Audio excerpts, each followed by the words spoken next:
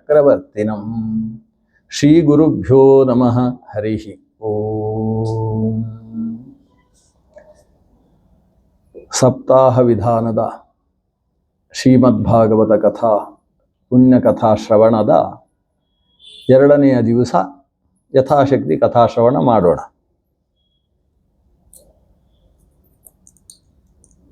ಭಗವಂತನಲ್ಲಿ ಮನಸ್ಸು ನೆಲೆಗೊಳ್ಳುವುದಕ್ಕೋಸ್ಕರ ಭಗವದ್ಭಕ್ತರ ಕಥೆ.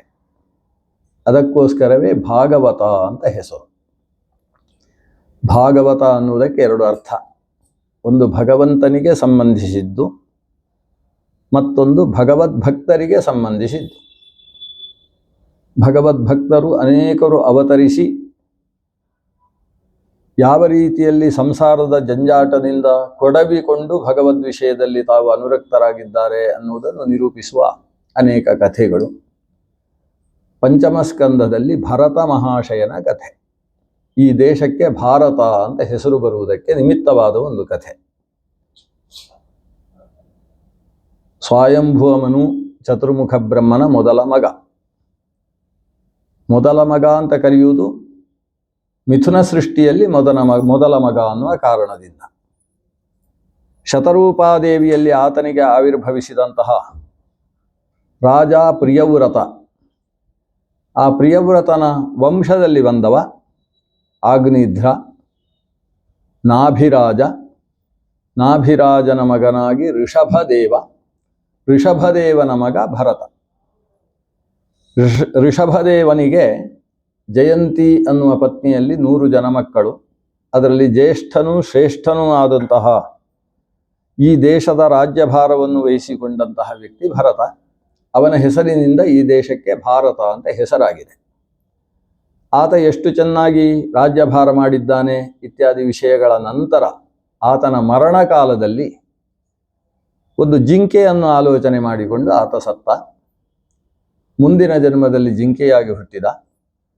ಜಿಂಕೆಯಾಗಿ ಹುಟ್ಟಿದವನು ಈ ಶರೀರದಿಂದ ಸಾಧನೆ ಮಾಡಲಿಕ್ಕೆ ಆಗುವುದಿಲ್ಲ ಅಂತ ಹೇಳಿ ಬ್ರಾಹ್ಮಣರನ್ನೇ ನೋಡ್ತಾ ಆ ಬ್ರಾಹ್ಮಣರ ಹಾಗೆ ನಾನು ಕೂಡ ಸಾಧನೆ ಮಾಡಬೇಕು ಅಂತ ಹೇಳಿಕೊಂಡು ಕಾಡಿನಲ್ಲಿ ಋಷ್ಯಾಶ್ರಮದಲ್ಲಿ ಸತ್ತ.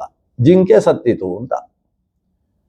ಆವಾಗ ಆತ ಯಾವುದನ್ನು ಆಲೋಚನೆ ಮಾಡಿಕೊಂಡು ಸತ್ತನೋ ಅದಕ್ಕೆ ಅನುಗುಣವಾಗಿ ಆತ ಮುಂದಕ್ಕೆ ಒಬ್ಬ ಆಂಗಿರಸ ಗೋತ್ರೋತ್ಪನ್ನನಾದಂತಹ ಬ್ರಾಹ್ಮಣನ ಮನೆಯಲ್ಲಿ 2ನೆಯ ಪತ್ನಿಯ ಕೊನೆಯ ಮಗನಾಗಿ ಹುಟ್ಟಿದ. ಅವನಿಗೆ ಹೆಸರು ನಾವೆಲ್ಲ ಕರೆದದ್ದು, ಊರಿನವರೆಲ್ಲ ಕರೆದದ್ದು ಜಡಭರತ ಅಂತ ಅವನನ್ನು ಕರೆದದ್ದು. ಜಡಭರತ, ಅವನನ್ನು ಜಡ ಅಂತ ಜನ ಕರೀತಾ ಇದ್ರು. ಆದರೆ ಹಿಂದಿನ ಜನ್ಮದಲ್ಲಿ ಆತ ಭರತನಾಗಿದ್ದ ಅನ್ನುವ ಕಾರಣದಿಂದ ಜಡಭರತ ಅಂತ ನಾವು ಕರೆಯುವುದು. ಈತನ ವ್ಯಕ್ತಿತ್ವ ಏನು? ತುಂಬಿದ ಕೊಡ. ಎಲ್ಲ ವಿಷಯದ ಜ್ಞಾನ ಅವನಿಗಿದೆ, ವೇದಾಂತ ತತ್ವಜ್ಞಾನ ಇದೆ.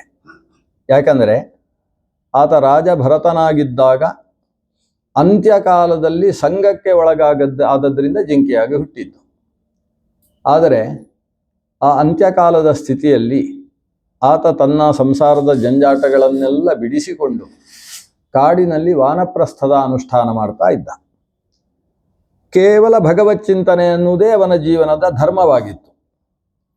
ಅಂಥವನು ತಾನು ಕೊನೆಯ ಕಾಲದಲ್ಲಿ ಜಿಂಕೆಯನ್ನು ಆಲೋಚನೆ ಮಾಡಿಕೊಂಡು ಸತ್ತರೂ ಕೂಡ ಹರಿಚಿಂತನೆಯ ಜೊತೆಗೆ ಸತ್ತದ್ರಿಂದ ಅವನಿಗೆ ಜನ್ಮಾಂತರದ ಸ್ಮೃತಿ ಇತ್ತು. ಇದೀಗ ಜಡಭರತನಾಗಿ ಹುಟ್ಟಿದಾಗಲೂ ಅವನಿಗೆ ದೇವರು ಕೊಟ್ಟಂತಹ ಅನುಕೂಲತೆ, ಜನ್ಮಾಂತರದ ಸ್ಮೃತಿ ಇದೆ. ನಾನು ಯಾಕೆ ಇವತ್ತು ಈ ಆಂಗಿರಸ ಗೋತ್ರದಲ್ಲಿ ಆವಿರ್ಭವಿಸಿದ್ದೇನೆ ಅನ್ನುವ ಪ್ರಜ್ಞೆ ಅವನಿಗಿದೆ. ಆದ್ದರಿಂದ ಆತ ಯಾರಲ್ಲೂ ಮಾತನಾಡುವುದಿಲ್ಲ. ಅವನಿಗೆ ಬಾಯಿ ತೆಗೆದರೆ ಮಾತಾಡುವುದಕ್ಕೆ ಶಕ್ತಿ ಇದೆ ಅನ್ನುವುದು ಯಾರಿಗೂ ಸಾಕ್ಷಾತ್ಕಾರ ಆಗಲೇ ಇಲ್ಲ. ಹುಟ್ಟಿನಿಂದಲೂ ಆತ ಅಳುವಾಗ ಒಂದಷ್ಟು ಶಬ್ದ ಮಾಡಿದ್ದಾನೆ ಹೊರತು ಆಮೇಲೆ ಬಾಯಿ ತೆಗೆದದ್ದೇ ಇಲ್ಲಂತೆ. ಹಾಗಾಗಿ ಅವನಿಗೆ ಸಕಾಲದಲ್ಲಿ ಉಪನಯನವನ್ನು ಕೂಡ ಆಂಗಿರಸ ಬ್ರಾಹ್ಮಣ ಮಾಡಲಿಲ್ಲ. ಯಾಕೆಂದರೆ ಉಪನಯನ ಮಾಡಿದ ಮೇಲೆ ಇವ ಸಂಧ್ಯಾವಂದನೆ ಮಾಡುವುದಿಲ್ಲ ಅಲ್ವಾ ಅಂತ. ಕೊನೆಗೆ ಆತನಿಗೆ 12 ವರ್ಷ ದಾಟಿದ ಮೇಲೆ ಇನ್ನು ಉಪನಯನ ಮಾಡದೆ ಹೋದರೆ ತಂದೆಗೆ ಒಂದು ದೋಷವಾಗ್ತದೆ. ಯಾವುದಕ್ಕೂ ಇರಲಿ, ಜಪ ಮಾಡ್ತಾನೋ ಬಿಡ್ತಾನೋ ಏನೋ ಮಾಡಬೇಕಲ್ಲ, ನಮ್ಮ ಗೋತ್ರದಲ್ಲಿ ಹುಟ್ಟಿದ್ದಾನೆ ಅಂತ ಹೇಳಿ ಒಂದು ಉಪನಯನ ಮಾಡ್ತಾರೆ. ಸಂಧ್ಯಾವಂದನೆ ಮಾಡ್ತಾನಂತವ. ಯಾಕಂದರೆ ಅಣ್ಣಂದಿರೆಲ್ಲ ಮಾಡುವುದನ್ನು ನೋಡಿಕೊಂಡು ತಾನು ಕೂಡ ಒಂದು ಕಣಕಣಾಯತೆ ಅಂತ ಶಬ್ದ ಮಾಡ್ತಾನೆ. ಮಂತ್ರ ಜಪ ಏನು ಮಾಡುವುದಿಲ್ಲ. ಒಟ್ಟು ಜಡ. ಏನು ಕೆಲಸ ಹೇಳಿದರೂ ಮಾಡ್ತಾನೆ, ಅಷ್ಟು ಜ್ಞಾನ ಉಂಟು, ಏನು ಹೇಳಿದರೂ ಮಾಡ್ತಾನೆ. ಆದರೆ ವೇದಾಧ್ಯಯನಕ್ಕೆ ಕೂಡಿಸಿದರೆ ಅವರು ವೇದ ಹೇಳಬೇಕು, ಈಗ ಬಾಯಲ್ಲಿ ಏನು ಹೇಳುವುದೇ ಇಲ್ಲ, ಸುಮ್ಮನೆ ಕೇಳಿಕೊಂಡು ನಗ್ತಾ ಇರ್ತಾನೆ. ಅವರಿಗೆ ಪಾಠ ಮಾಡುವವರಿಗೆ ನಾವು ಪಾಠ ಮಾಡಿದ್ದು ಸರಿ ಇಲ್ಲ ಅಂತ ನಗ್ತಾನೋ ಅಂತ ಹೆದರಿಕೆಯೂ ಆಗ್ತದೆ ಈಗ ನಾನು ನೋಡಿದರೆ. ಆಮೇಲೆ ಏನು ಬಾಯಲ್ಲಿ ಹೇಳುವುದೇ ಇಲ್ಲ, ಅದರಿಂದ ಅತ್ಯಂತ ಮೂರ್ಖನಿದ್ದಾನೆ ಅನ್ನುವ ಜ್ಞಾನವೂ ಬರುತ್ತೆ. ಒಟ್ಟು ಏನು ಅಂತೇಳಿ ಅವರಿಗೆ ಸಂಕೀರ್ಣ ಮನಸ್ಥಿತಿಯಲ್ಲಿ ಪಾಠ ಮಾಡುವುದನ್ನು ಬಿಟ್ಟರು. ಕೊನೆಗೆ ಅಣ್ಣಂದಿರು ಇವನಿಗೆ ವೇದಾಂತೂ ಹತ್ತುವುದಿಲ್ಲ. ನಮ್ಮ ಕುಲಗೋತ್ರದಲ್ಲಿ ಬಂದಿರತಕ್ಕಂಥ ವ್ಯಕ್ತಿಗಳಿಗೆ ಒಬ್ಬ ಕಪ್ಪು ಚುಕ್ಕೆಯ ಹಾಗಿದ್ದಾನೆ, ನಮ್ಮ ಗೋತ್ರದಲ್ಲಿ ಈ ರೀತಿಯ ಒಬ್ಬ ಅಜ್ಞಾನಿ ಬರಲೇ ಇಲ್ಲ, ಎಲ್ಲರೂ ಸುಜ್ಞಾನಿಗಳು.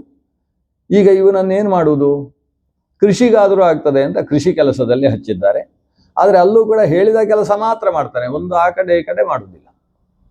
ಅದಕ್ಕೋಸ್ಕರ ಕೊನೆಗೆ ಮನೆಯಲ್ಲಿ ಒಂದು 2 ಎತ್ತುಗಳಿದ್ದು ಉಳುವುದಕ್ಕೋಸ್ಕರ. ಅದರಲ್ಲಿ ಒಂದು ಎತ್ತು ಸತ್ತು ಹೋಯಿತು.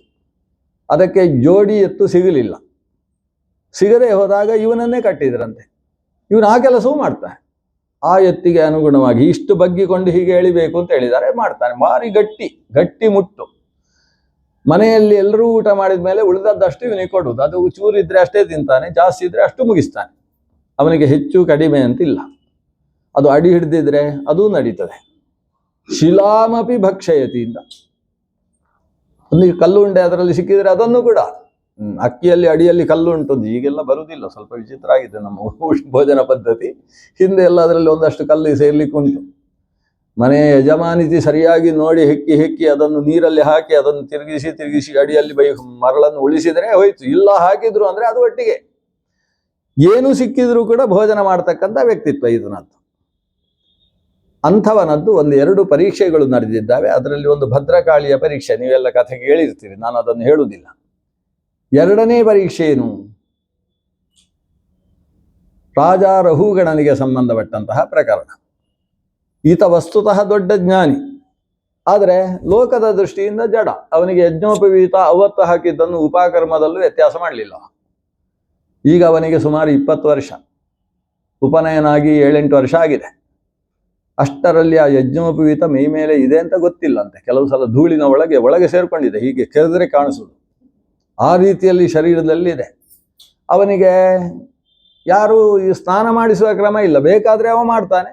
ಯಾರೋ ಹೇಳಿ ಹಿಡ್ಕೊಂಡು ಹೋದರೆ ಒಂದು ನೀರಿನಲ್ಲಿ ಮುಳುಗಿ ಬರ್ತಾನೆ. ಅದು ಇನ್ನಷ್ಟು ಮಣ್ಣು ಅಂಟುಕೊಳ್ಳುವುದಕ್ಕೆ ಸಾಧನ ಆಗ್ತಾ ಇತ್ತೆ ಹೊರತು ಮೈ ಕೊಳೆಯನ್ನು ತೆಗೆಯುವುದಕ್ಕೆ ಸ್ನಾನ ಮಾಡ್ತಾ ಇರಲಿಲ್ಲ. ಅದಕ್ಕೆ ಜಡಭರತ ಅಂತ ಹೆಸರು.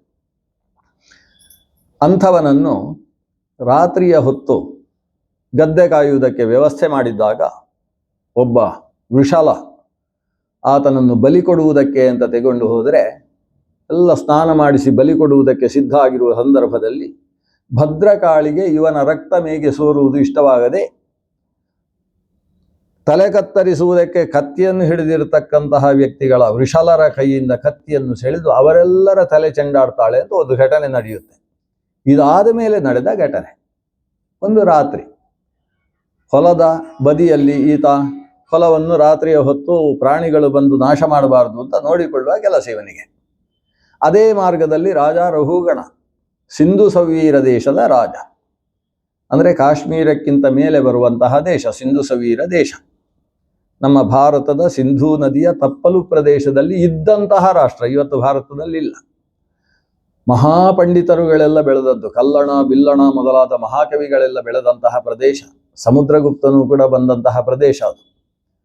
ಅಭಿನವಗುಪ್ತ ಅನ್ನುವ ಕವಿ, ಅದ್ವೈತ ಸಿದ್ಧಾಂತದಲ್ಲಿ ಮಹಾಜ್ಞಾನಿ, ಅವನು ಕೂಡ ಬೆಳೆದದ್ದು ಅದೇ ಪ್ರದೇಶದಲ್ಲಿ. ಅಂಥ ಪ್ರದೇಶದಲ್ಲಿ ಬೆಳೆದಂತಹ ವ್ಯಕ್ತಿ ಒಬ್ಬ, ಅಲ್ಲಿಯ ರಾಜ ರಹುಗಣ ಅಂತ ಅವನಿಗೆ ಹೆಸರು. ಆತ ಅಧ್ಯಾತ್ಮ ತತ್ವದಲ್ಲಿ ಮಹಾಕುಶಲ. ಇನ್ನಷ್ಟು ಜ್ಞಾನ ಸಂಪಾದಿಸಬೇಕು ಅಂತ ಹೇಳಿ ತಾನು ಕಪಿಲದೇವನಲ್ಲಿ ಉಪದೇಶ ಪಡಿಬೇಕು ಅಂತ ಆಲೋಚನೆ ಮಾಡಿದ. ಆ ಕಾಲದ ಮಹಾಜ್ಞಾನಿ ಅಂತ ಹೇಳಿದರೆ ಕಾರ್ದಮ ಅನಿಸಿಕೊಂಡಂತಹ ಕಪಿಲದೇವ, ಸಾಕ್ಷಾತ್ ಭಗವಂತನ ಅವತಾರ ಕಪಿಲ. ಸಾಂಖ್ಯ ಮತ್ತು ಯೋಗಗಳನ್ನು ಲೋಕಕ್ಕೆ ನಿರೂಪಿಸಿದಂತಹ ತತ್ವಜ್ಞಾನಿ, ಅವನಲ್ಲೇ ಉಪದೇಶ ಪಡಿಬೇಕು ಅಂತ ಇವ ಆಲೋಚನೆ ಮಾಡಿದ. ಅದಕ್ಕೋಸ್ಕರ 4 ಸೇವಕರಿಂದ ಹೊರಿಸಲ್ಪಡುವ ಶಿಬಿಕೆಯಲ್ಲಿ ಕುಳಿತು ಹೋಗ್ತಾ ಇದ್ದಾನೆ. ಶಿಬಿಕೆ ಅಂದರೆ ಪಲ್ಲಕ್ಕಿಯಲ್ಲಿ ಸಾಗ್ತಾ ಇದ್ದಾನೆ. ಆ ಪ್ರದೇಶಕ್ಕೆ ಬರುವಾಗ 4 ಜನರಲ್ಲಿ ಯಾರಿಗೂ ಅನಾರೋಗ್ಯವಾಯಿತು. ಅನಾರೋಗ್ಯವಾದಾಗ ಅಲ್ಲಿಗೆ ಇನ್ನೊಬ್ಬನನ್ನು ತಗೊಳ್ಬೇಕಲ್ವಾ. ದಾರಿಯಲ್ಲಿ ಯಾರಿದ್ದಾರೆ ಅವರನ್ನು ಹಾಕಿಕೊಳ್ಳುವುದು ರಾಜರುಗಳ ಕ್ರಮ ಹಾಗೆ. ಅದಕ್ಕೋಸ್ಕರ ಅರಮನೆಯ ಮುಂದೆ ಹೋಗಬೇಡ, ಕತ್ತೆಯ ಹಿಂದೆ ಹೋಗಬೇಡ ಅಂತ ನಮ್ಮ ಕನ್ನಡದಲ್ಲಿ ಒಂದು ಗಾದೆ ಇದೆ. ಕತ್ತೆಯ ಹಿಂದೆ ಹೋದರೆ ಓದಿತದೆ, ಅರಮನೆಯ ಮುಂದೆ ಹೋದರೆ ಬಿಟ್ಟಿ ಕೆಲಸ ಮಾಡಿಸ್ತಾರೆ ಅಂತ.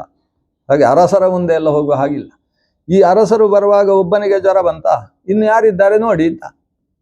ಬದಿಯಲ್ಲಿ ಮಹಾಶಕ್ತಿಶಾಲಿಯ ಹಾಗೆ ಜಟ್ಟಿಯ ಹಾಗೆ ಕಾಣಿಸ್ತಕ್ಕಂಥ ಈ ಹುಡುಗ ಇದ್ದಾನೆ, 20-21 ವರ್ಷದ ಹುಡುಗ. ಅವನ ಹತ್ರ ಹೇಳಿದ್ರು, ಬಾ ರಾಜನ ಕೆಲಸ ಉಂಟು, ಬಾ ಇದಕ್ಕೆ ಹೆಗಲು ಕೊಡು ಅಂತ. ಇವನು ಯಾರು ಹೇಳಿದ್ರು ಕೆಲಸ ಮಾಡುವವ. ಅವನಿಗೆ ಅದು ಏನು ಹೇಳಿದ್ದಾರೆ ಬಿಟ್ಟಿದ್ದಾರೆ ಹೇಗೆ ಮಾಡಬೇಕು ಅದೆಲ್ಲ ಆಲೋಚನೆ ಇಲ್ಲ. ಅವರು ಹೇಳಿದ ಕೆಲಸವನ್ನು ಪೂರ್ಣ ಮಟ್ಟದಲ್ಲಿ ಮಾಡ್ತಾನೆ. ಬಂದ, ಹೆಗಲಿಗೆ ಇರಿಸಿದ್ರು ಬಿದಿರಿನ ಕೋಲನ್ನು. ಇವ ಹಿಡ್ಕೊಂಡು ನಡೆಯುವುದಕ್ಕೆ ಪ್ರಾರಂಭಿಸಿದ. ನಡೆಯುವಾಗ ಇವನ ವ್ಯವಸ್ಥೆ ಇವನದ್ದೇ ಆದ ವ್ಯವಸ್ಥೆ. ದಾರಿಯಲ್ಲಿ ಏನಿದ್ರೂ ಹೆಜ್ಜೆಯನ್ನು ಭಾರೀ ದೂರಕ್ಕೆ ಇಡುವುದಿಲ್ಲ. ಯಾಕಂದರೆ ಭಾರೀ ದೂರಕ್ಕೆ ಹೆಜ್ಜೆ ಇಟ್ಟರೆ ಅಲ್ಲೇನಾದರೂ ಇರುವೆಯೋ ಜಿರಳೆಯೋ ಅವುಗಳ ಮೇಲೆ ಕಾಲು ಇಟ್ಟು ಅದರಿಂದಾಗಿ ಹಿಂಸೆ ಇದೆಲ್ಲ ಆಗಬಾರ್ದು. ನೆಲವನ್ನು ನೋಡಿ ಹೆಜ್ಜೆ ಇಡುವುದು. ದೃಷ್ಟ್ವಾ ಪದಕ್ಷೇಪ ಅಂತ ಜಾಗ ನೋಡಿಕೊಂಡು ಪಾದ ಇಡುವುದು. ಇವನಿಗೆ ಅದೇ ಆ ಕಡೆ ಒಂದು ಏನಾದರೂ ಪ್ರಾಣಿ ಇದೆ ಅಂದರೆ ಮೆಲ್ಲ ಅಲ್ಲೇ ಹೆಜ್ಜೆ ಇಡುವುದು. ಇದು 4 ಜನ ಒಟ್ಟಿಗೆ ಒಂದು ಪಲ್ಲಕ್ಕಿಯನ್ನು ಹೊರ್ತಾ ಇರಬೇಕಾದ್ರೆ ಒಬ್ಬ ಹೀಗೆ ನಡೆದ್ರೆ ಅದು ಜೊತೆಗಿದ್ದ 3 ಜನಕ್ಕೆ ಸರಿಯಾಗಲಿಲ್ಲ. ಅವರ ನಡೆಗೂ ಇವನ ನಡೆಗೂ ಹೊಂದಾಣಿಕೆ ಆಗದೆ ಇದ್ದದ್ರಿಂದ ಸಮಸ್ಯೆ ಅನುಭವಿಸಿದ್ದು ಮೇಲೆ ಇದ್ದವ. ಒಂದು ಸಲ ತಲೆ ಈ ಕಡೆ ತಾಗ್ತದೆ, ಒಂದು ಸಲ ಆ ಕಡೆ ತಾಗ್ತದೆ. ಪಲ್ಲಕ್ಕಿ ಅತ್ತಿತ್ತ ಆದಾಗ ಆತನಿಗೆ ಸಹಿಸುವುದಕ್ಕಾಗಲಿಲ್ಲ. ಸಹನೆ ಆಗದೆ ಆತ ಇವರ ಹತ್ರ ಪ್ರಶ್ನಿಸಿದ, ಯಾಕೆ ಹೀಗೆ ಸಾಗ್ತಾ ಇದ್ದೀರಿ? ನಾವು ಭಾಗವತದ ಪಂಚಮ ಸ್ಕಂದ ಆದ್ರಿಂದ ಅದರ ಕೆಲವು ಗದ್ಯಗಳನ್ನು ನೋಡಬೇಕು. ಅಥ ಸಿಂಧು ಸೌವೀರಪತೆ ರಹು ಗಣಸ್ಯ ವ್ರಜತಃ ಇಕ್ಷುಮತ್ಯಾಸ್ತಟೇ ನದ್ಯಾ ಭಗವಂತಂ ಕಪಿಲ ಋಷಿಂ ದ್ರಷ್ಟುಂ ಕಸ್ಮಿಂಶ್ಚಿತ್ ಆಶ್ರಮೇ ಸ್ಥಿತಂ ತತ್ಕುಲಪತಿನಾ ಶಿಬಿಕಾವಾಹಕ ಪುರುಷಾನ್ವೇಷಣ ಸಮಯೇ ದೇವೇನ ಉಪಸಾದಿತಃ ಸದ್ವಿಜವರಃ ಉಪಲಬ್ಧಃ ಏಷ ಪೀವ ಯುವ ಸಂಹನನಾಂಗಃ ಖರವಧ್ರುವಂ ವೋಢುಂ ಅಲಂ ಇತಿ ಪೂರ್ವವಿಷ್ಟಿಗೃಹೀತೈಃ ಸಹ ಗೃಹೀತಃ ಪ್ರಸಭಂ ಅತದರ್ಹಃ ಉವಾಹ ಶಿಬಿಕಾಂ ಸಹಿ ಮಹಾನುಭಾವಃ. ಇವ ಮಹಾನುಭಾವ, ಅವನ ಹತ್ರ ಶಿಬಿಕೆಯನ್ನು ಹರಿಸಿದ್ದಾರೆ. ಅದಕ್ಕೆ ಕಾರಣ ಏನು? ಖರವತ್ ಧುರಂ ವೋಢುಂ ಅಲಂ ಅಂತ. ಖರ ಅಂದರೆ ಕತ್ತೆ. ಕತ್ತೆಯ ಹಾಗೆ ಭಾರ ಹೊಡುವುದಕ್ಕೆ ಇವ ಸರಿ ಅಂತ. ಕತ್ತೆಯ ಹಾಗೆ ಭಾರ ಹೊಡುವುದಕ್ಕೆ ಸರಿ ಅಂದರೆ ಅಭಿಪ್ರಾಯ ಏನು? ಸಂಹನನಾಂಗ, ಶರೀರದ ಸಂಹನನ ಅಂದರೆ ಸ್ಥಿತಿ, ಎಲ್ಲಿ ದಪ್ಪ ಇರಬೇಕು ಎಲ್ಲಿ ತಳ್ಳಗಿರಬೇಕು. ದಷ್ಟಪುಷ್ಟನಾಗಿದ್ದಾನೆ, ಸಂಹನನಾಂಗನಾಗಿದ್ದಾನೆ. ಜೊತೆಗೆ ಪೀವ, ಜೊತೆಗೆ ಯುವಕನಾಗಿದ್ದಾನೆ. ಎಲ್ಲಕ್ಕೂ ಸರಿ ಇದ್ದಾನೆ. ಇವನಿಗಂತೂ ಇನ್ನು ಉಳಿದವರಿಗೆ ಯಾರಿಗಾದರೂ ಜ್ವರ ಬಂದರೂ ಇವನಿಗೆ ಜ್ವರ ಬರಲಿಕ್ಕಿಲ್ಲ ಅಂತ ತೀರ್ಮಾನ ಇದೆ.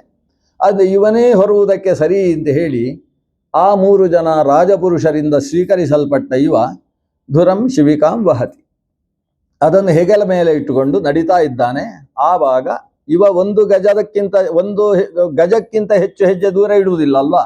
ಇದರ ಕಾರಣದಿಂದ ಒಳಗಿದ್ದವನಿಗೆ ಸರಿಯಾಗಿ ಇರುವುದಕ್ಕೆ ಆಗದೆ ಹೋದಾಗ ಆತ ಎಲ್ಲರನ್ನು ಕುರಿತು ಹೇಳ್ತಾನೆ, ಇದು ಇವನಿಂದ ಸಮಸ್ಯೆ ಆದದ್ದು ಅಂತ ಅವನಿಗೆ ಗೊತ್ತಿದ್ರು ಕೂಡ, ಹೇ ಓಢಾರಹ ಸಾಧ್ವತಿಕ್ರಮತ ಕಿಮಿತಿ ವಿಷಮ ಮುಖ್ಯತೆ ಯಾನಂ, ನನ್ನ ಯಾನ ಇದು. ಯಾನ ಅಂದರೆ ನಿಜವಾಗಿ ನೆಲದಲ್ಲಿ ಸಾಗಬೇಕು, ಇದು ಹೀಗಲ್ಲ, ಆಕಾಶದಲ್ಲಿ ಸಾಗುವ ಯಾನ, ನರವಾಹನ ಯಾನ ಇದು. ಈ ಯಾನವನ್ನು ಯಾಕೆ ವಿಷಮ ಮುಖ್ಯತೆ, ಸಮವಾಗಿ ಅತ್ತಿತ್ತ ಅಲುಗಾಡದೇ ಇದ್ದ ಹಾಗೆ ಹೊರುವುದಕ್ಕೆ ಆಗುವುದಿಲ್ವೇ ನಿಮಗೆ? ಸಾಧ್ವತಿಕ್ರಮತ, ಸರಿಯಾಗಿ ಹೆಜ್ಜೆ ಹಾಕಿ ಅಂತ ಹೇಳಿದರೆ ಈ 3 ಜನ ತಾವು ತಲೆ ತಗ್ಗಿಸುವುದಕ್ಕೋ ತಲೆ ಎತ್ತುವುದಕ್ಕೋ ಅವಕಾಶ ಇಲ್ಲ. ಯಾಕಂದರೆ ಇವ ನಿಲ್ಲಿಸುವುದಿಲ್ಲ. ಅವರು ನಿಂತು ಮಾತಾಡೋಣ ಅಂತ ಹೇಳಿದ್ರೆ ಈ ವ್ಯಕ್ತಿ ನಿಲ್ಲಿಸೋದಿಲ್ಲ. ಅವು ಹೋಗ್ತಾ ಇದ್ದಾನೆ. ಅವನ ಹೆಜ್ಜೆ ನೋಡಿಕೊಂಡು ಇವರೇ ಹೆಜ್ಜೆ ಹಾಕುವುದಕ್ಕೆ ಪ್ರಯತ್ನ ಪಟ್ಟು ಹೇಳ್ತಾರೆ, ಏನು ಮಾಡೋಣ ಸ್ವಾಮಿ, ನಮಗೆ ಗೊತ್ತಿರುವ ಹಾಗೆ ನಮ್ಮಲ್ಲಿ ಒಬ್ಬ ವ್ಯಕ್ತಿಯನ್ನು ನಾವು ಬಿಡಬೇಕಾದ ಪ್ರಸಂಗ ಬಂತು. ಅದಕ್ಕೋಸ್ಕರ ಈ ಊರಿನ ಈತ ಹೊಸಬ ಅಥತೇ ಈಶ್ವರ ವಚ ಸೋಪಾಲಂಬಂ ಉಪಾಕರ್ಣ್ಯ ತುರ್ಯಾಚ್ಛಂಕಿತ ಮನಸಃ ವಿಜ್ಞಾಪಯಾಮಾಸುಹು. ಅವರು ಹೇಳ್ತಾರೆ, ನವಯಂ ನರದೇವ ಪ್ರಮತ್ತಾಹ, ನೀನು ರಾಜ, ನಿನ್ನನ್ನು ಸರಿಯಾಗಿ ಹೊರಬೇಕು ಅನ್ನುವ ಎಚ್ಚರ ನಮ್ಮಲ್ಲಿದೆ. ನಮ್ಮಲ್ಲಿ ಯಾವುದೇ ಪ್ರಮಾದ ಇಲ್ಲ. ಶಾಂತವಾಗಿ ನಿನ್ನನ್ನು ಹೊರುವುದಕ್ಕೆ ನಾವು ನಿಂತಿದ್ದೇವೆ. ಆದರೆ ಏನು ಮಾಡೋಣ? ಸಾಧ್ವೇವ ವಹಾಮಹ ಅಯಂ ಅಧುನಾ ಏವ ನಿಯುಕ್ತೋಪಿ ನ ಧೃತಂ ವ್ರಜತಿ. ಈಗ ತಾನೇ ಇವನನ್ನು ನಾವು ಸೇರಿಸಿಕೊಂಡಿದ್ದೇವೆ, ನಾವೆಲ್ಲ ಬಹಳ ದೂರದಿಂದ ಹೊತ್ತುಕೊಂಡು ಬಂದವರು, ಆದರೆ ಇವ ನ ಧೃತಂ ವಹತಿ, ವೇಗವಾಗಿ ಹೊರುವುದಿಲ್ಲ, ನಿಧಾನಕ್ಕೆ ಸಾಕ್ತಾ ಇದ್ದಾನೆ. ಈಗ ತಾನೇ ಸೇರಿದವ, ಆದರೂ ಹೊರುವುದಕ್ಕೆ ನೋಡಿ ಇಷ್ಟು ಆಲಸ್ಯ ಮಾಡ್ತಾನೆ ಇವ ಅಂತ ಹೇಳಿದ್ರು ಇವರು. ರಾಜನಿಗೆ ಇವನಿಗೆ ಬುದ್ಧಿ ಹೇಳಬೇಕು ಅಂತ ಅರ್ಥ ಗೊತ್ತಾಯಿತು. ಅವನಿಗೆ ಸ್ವಲ್ಪ ಸಿಟ್ಟು ಬಂತಂತೆ, ಹೆಚ್ಚು ಸಿಟ್ಟು ಬರಲಿಲ್ಲ. ಈಶದುತ್ಥಿತ ಮನ್ಯು ಅಂತ ಸ್ವಲ್ಪ ಮಾತ್ರ ಸಿಟ್ಟು ಬಂತು. ಅವಿಸ್ಪಷ್ಟ ಬ್ರಹ್ಮ ತೇಜಸಂ ಜಾತ ವೇದ ಸಮಿತಂ ಇವಂ. ಜಾತ ವೇದಸ ಅಂದರೆ ಬೆಂಕಿಯ ಹಾಗಿದ್ದಾನೆ, ಆದರೆ ಬೆಂಕಿ ಹೊಗೆಯಿಂದ ಅಥವಾ ಧೂಮದಿಂದ ಅದರ ಭಸ್ಮದಿಂದ ಮುಚ್ಚಿದ್ರೆ ಹೇಗಿರ್ತದೆ, ಬೂದಿ ಮುಚ್ಚಿದ ಕೆಂಡದ ಹಾಗಿರ್ತಕ್ಕಂಥ ವ್ಯಕ್ತಿ ಜ್ಞಾನಿ ಇದ್ದಾನೆ. ಆದರೆ ಅವನ ಆ ತೇಜಸ್ಸು ಏನಿದೆ, ಬ್ರಹ್ಮವರ್ಚಸ್ಸು, ಅದು ಅಭಿವ್ಯಕ್ತವಾಗ್ತಾ ಇಲ್ಲ. ಅಂಥವನನ್ನು ಕುರಿತು ಹೇಳುವುದಕ್ಕೆ ಶುರು ಮಾಡ್ತಾನೆ. ಅಹೋ ಕಷ್ಟಂ ಭ್ರಾತಃ ವ್ಯಕ್ತಂ ಉರು ಪರಿಶ್ರಾಂತಃ. ಅಹೋ ಕಷ್ಟಂ ಭ್ರಾತಃ. ಅಯ್ಯೋ, ಅವು ತಮಾಷೆ ಮಾಡುದು. ಅಯ್ಯೋ ತಮ್ಮ ಅಂತಾನೆ, ಈ ತಮ್ಮ ಅಂತ ಸಂಬೋಧನೆ ಶುರು ಮಾಡಿದ್ದೇ ಇವ. ಅಲ್ಲಿಂದ ಎಲ್ಲರೂ ನಾವು ಸಿಕ್ಕಿದವರನ್ನೆಲ್ಲ ಅಣ್ಣ ತಮ್ಮ ಅಂತ ಸಂಬೋಧನೆ ಮಾಡ್ತೇವೆ. ಅಹೋ ಕಷ್ಟಂ ಭ್ರಾತಃ, ಅಯ್ಯೋ ಕಷ್ಟ ಆಯ್ತಪ್ಪ ತಮ್ಮ. ವ್ಯಕ್ತಂ ಉರು ಪರಿಶ್ರಾಂತಃ, ಸಿಕ್ಕಾಬಟ್ಟೆ ಶ್ರಮ ಹೊಂದಿಬಿಟ್ಟಿದ್ದಿ, ಕಷ್ಟ. ಎಷ್ಟು ದೂರದಿಂದ, ದೀರ್ಘ ಮಧ್ವಾನಂ ಏಕಏವ ಊಹಿವಾನ್. ಅಷ್ಟು ದೂರದಿಂದ ನೀನೊಬ್ಬನೇ ಅಲ್ವೇ ಹೊತ್ತುಕೊಂಡು ಬಂದದ್ದು. ಸುಚಿರಂ ನಾತಿ ಪೀವಾಹ. ನೋಡಿ, ಅವರೆಲ್ಲ 3 ಜನ ಎಷ್ಟು ತೆಳ್ಳಗಿದ್ದಾರೆ, ನೀನು ಅಲ್ಲ ಅವರೆಲ್ಲ ಪಾಪ. ನೀನು ನಾತಿ ಪೀವ, ತುಂಬಾ ತೆಳ್ಳಗಿದ್ದಿ ಪಾಪ, ಹೊರಲಿಕ್ಕೆ ಆಗುದಿಲ್ಲ. ಇದ್ದದ್ರಲ್ಲಿ ಇವನೇ ದಷ್ಟಪುಷ್ಟ ಇರು. ಅವರನ್ನು ಕುರಿತು ಹೇಳುವುದು ನಾತಿ ಪೀವ ನಾತಿ ಸಂಹನನಾಂಗ. ಏನು ಶರೀರ ಸ್ವಲ್ಪ ಸ್ವಲ್ಪ ದಷ್ಟಪುಷ್ಟ ಇದ್ರೂ ಕೂಡ ಅದು ಬೊಜ್ಜು ಮಾತ್ರ, ಏನು ಸರಿ ಗಟ್ಟಿ ಮುಟ್ಟಿ ಇಲ್ಲ. ನೀನು ಮಹಾ ಜಟ್ಟಿ ಆಗಿದ್ದಾನೆ. ಅವನ ಹತ್ರ ಹೇಳೋದು ನಾತಿ ಸಂಹನನಾಂಗ ಜರಸಾ ಉಪದ್ರುತಃ. ತಲೆ ಕೂದಲೆಲ್ಲ ಬೆಳ್ಳಗಾಗಿ ಹೋಗಿದೆ ಪಾಪ, ಇದ್ದದ್ರಲ್ಲಿ ಇವಾಗ ಇವನೇ. ಅವನನ್ನು ಹೇಳಿ ಜರಸೋಪದ್ರುತಃ ಭವಾನ್ ಸಖೇ ನೋ ಏವಾ ಪರಯೇತೆ ಸಂಘಟ್ಟಿನ. ಗೆಳೆಯ, ನಿನ್ನಲ್ಲಿ ಮಾತ್ರ ಇಂತಹ ಸಾಮರ್ಥ್ಯ ಇರುವುದು. ಈ 3 ಜನರಲ್ಲಿ ಅಂತ ಅಸಾಮರ್ಥ್ಯ ಏನಿಲ್ಲ ಪಾಪ. ಅವರು ಚೆನ್ನಾಗಿ ಹೊಡ್ತಾ ಇದ್ದಾರೆ, ನೀನು ಪಾಪ ತುಂಬಾ ಕಷ್ಟಪಡ್ತಾ ಇದೆಯಲ್ವಾ ಅಂತ ತಮಾಷೆ ಮಾಡ್ತಾರೆ. ಇದಕ್ಕೆ ವಿಪರೀತ ಲಕ್ಷಣ ಅಂತ ಹೆಸರು. ನೇರವಾಗಿ ನೀನು ಹೊರಲಿಕ್ಕೆ ಆಗುವುದಿಲ್ಲ ಅಂತ ಜೋರು ಮಾಡಿದರೆ ಸಮಾಧಾನ ಇರ್ತದೆ. ಈ ರೀತಿ ಚುಚ್ಚುವ ಮಾತುಗಳನ್ನು ಹೇಳಿದರೆ ಮನಸ್ಸಿಗೆ ಬೇಸರವಾಗ್ತದೆ. ಇವನನ್ನು ಏನಾದರೂ ಮಾಡಿ ಬೇಸರಗೊಳಿಸಬೇಕು ಅನ್ನೋದೇ ಆತನಿಗೆ ಉದ್ದೇಶ ಇತ್ತು. ಇಷ್ಟು ಹೇಳಿದ. ಇಷ್ಟು ಹೇಳಿದರೂ ಕೂಡ ಇವನ ನಡೆಯಲ್ಲಿ ಕಿಂಚಿತ್ತೂ ವ್ಯತ್ಯಾಸ ಇಲ್ಲ. ಇತಿ ನಾನಾ ರೀತಿಯ ಚುಚ್ಚು ಮಾತುಗಳಿಂದ ಪೆಟ್ಟು ತಿಂದರೂ ಕೂಡ ಇವ ಯಾವುದೇ ರೀತಿಯ ಯೋಚನೆ ಇಲ್ಲ. ಯಾಕೆ ಅಂತೇಳಿದರೆ ಅವನಿಗೆ ಇದು ನನ್ನ ಶರೀರ ಅನ್ನುವ ಭಾವನೆಯೇ ಇಲ್ಲ. ಈ ರಾಜನಿಗೆ ನಾನು ಸಿಂಧು ಸವೀರ ದೇಶದ ರಾಜ ಅಂತೇಳಿ ಒಂದು ಹಮ್ಮಿದೆ. ಆ ಹಮ್ಮಿನ ಜೊತೆಗೆ ಅವನಿಗಿರ್ತಕ್ಕಂಥ ಅವಿವೇಕವು ಇಲ್ಲಿ ಕಾಣಿಸ್ತದೆ. ಆದರೆ ಈತನಿಗೆ ಶರೀರದ ಬಗ್ಗೆ ಸಂಬಂಧ ಇಲ್ಲ.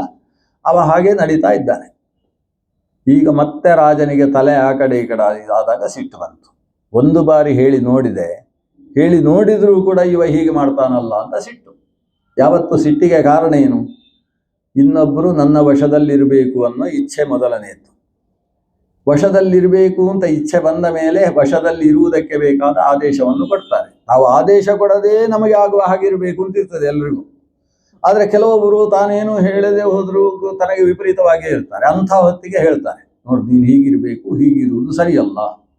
ನೀವು ಹೇಳಿದ ಮೇಲೆಯೂ ಅವರು ವ್ಯತ್ಯಾಸ ಮಾಡಿದರೆ ಅದು ಸಿಟ್ಟಿಗೆ ಕಾರಣ ಆಗ್ತದೆ. ಯಾಕೆಂದರೆ ನ ಮದ್ವಶಃ ಅಯಂ, ನನ್ನ ವಶ ಇವ ಅಲ್ಲ, ಈತ ಅಲ್ಲ ಅಥವಾ ಈಕೆ ಅಲ್ಲ ಅನ್ನೋ ಭಾವನೆ ಯಾವಾಗ ಬಂತೋ ಆವಾಗ ಅದು ಸಿಟ್ಟಾಗಿ ಪರಿಣಾಮ ಹೊಂದುತ್ತದೆ. ಅದಕ್ಕೆ ಸಂಸ್ಕೃತದಲ್ಲಿ ಮತ್ಸರ ಅಂತ ಹೆಸರು.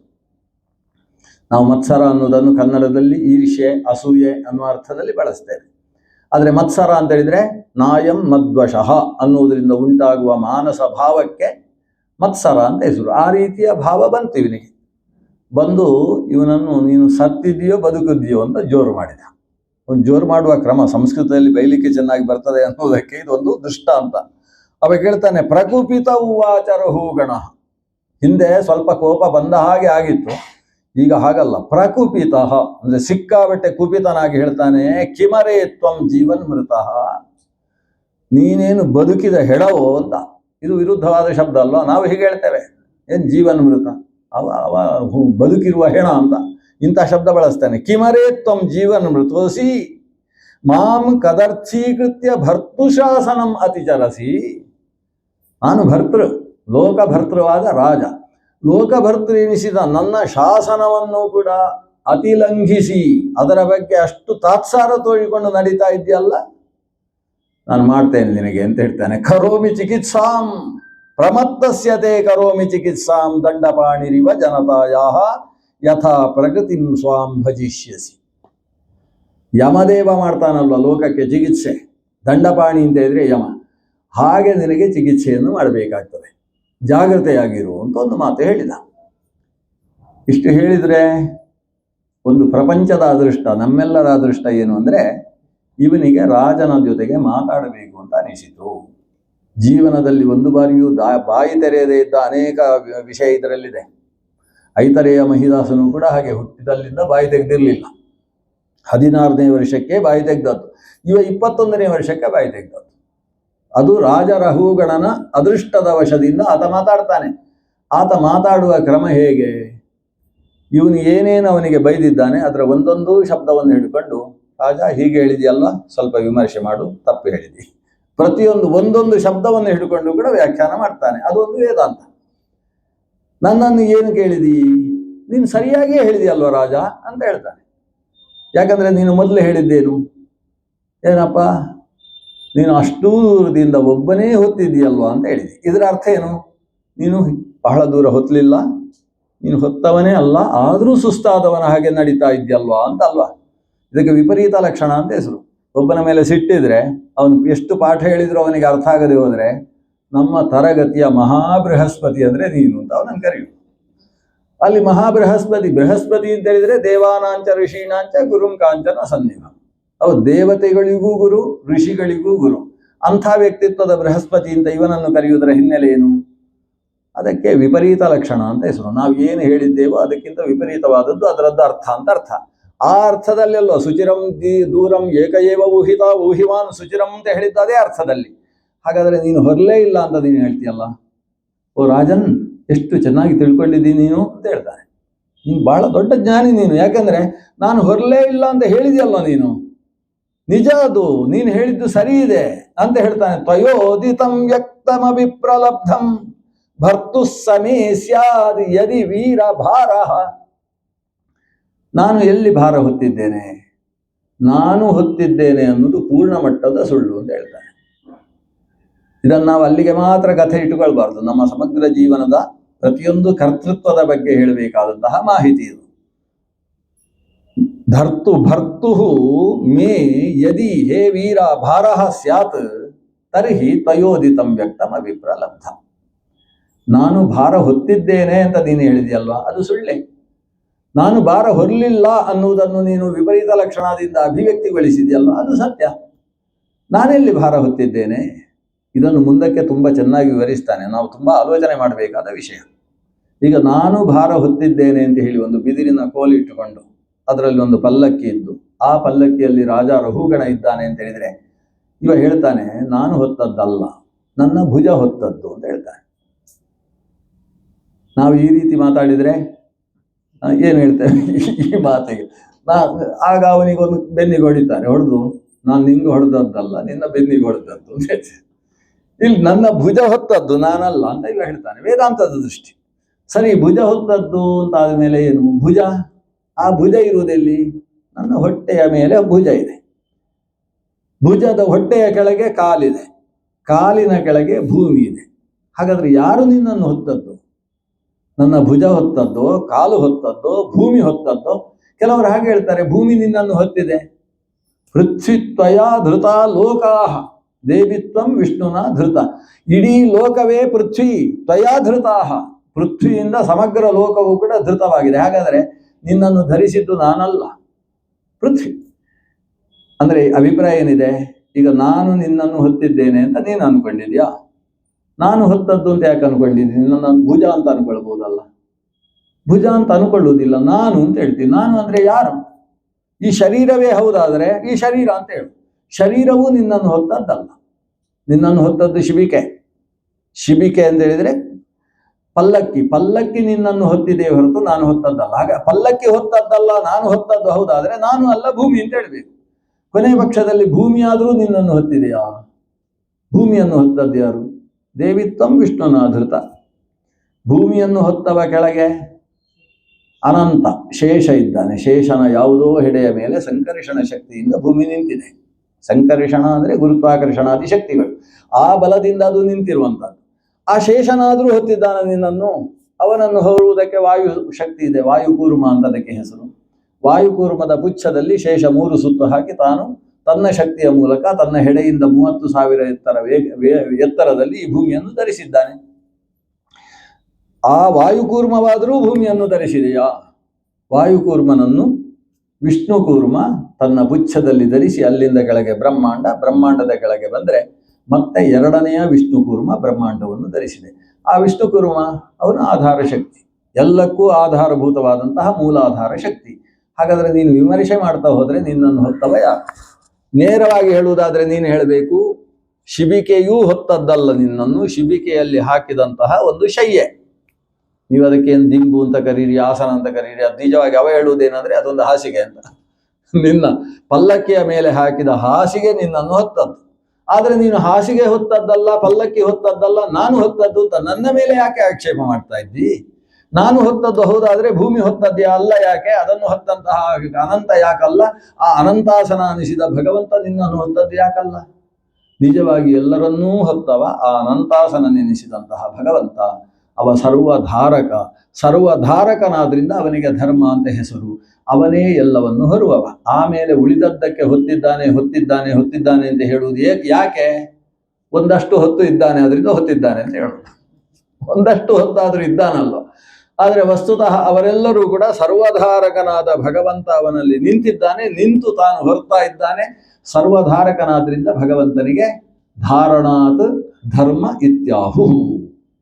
ಧರ್ಮೋ ಧರ್ಮಮಯೋಚ್ಯುತ ಅಂತ ಆ ದೇವನನ್ನೇ ಧರ್ಮ ಅಂತ ಕರೆಯುವುದು ಸರ್ವಧಾರಕನಾದ ಕಾರಣದಿಂದ. ತ್ವಯೋದಿತಂ ವ್ಯಕ್ತಂ ಅವಿಪ್ರಲಬ್ಧಂ. ನೀನು ಹೇಳಿದ್ದು ಸುಳ್ಳು ಅಂತ ನಾನು ಹೇಳುವುದಿಲ್ಲ, ನೀನು ಹೇಳಿದ್ದು ಸರಿಯಾಗಿದೆ. ನಾನು ಅಷ್ಟು ದೂರದಿಂದ ಹೊರಲೇ ಇಲ್ಲ ಅನ್ನೋ ಅಭಿಪ್ರಾಯದ ಮಾತು ಹೇಳಿದೆಯಲ್ವ, ನಿಜವಾಗಿ ನಾನು ಹೊರಲಿಲ್ಲ. ಭರ್ತುಸ್ಸಮೇ ಸ್ಯಾದ್ಯದಿ ವೀರಭಾರ. ಇನ್ನೊಂದು ಅಭಿಪ್ರಾಯ ಇದೆ ಈ ಮಾತಿಗೆ.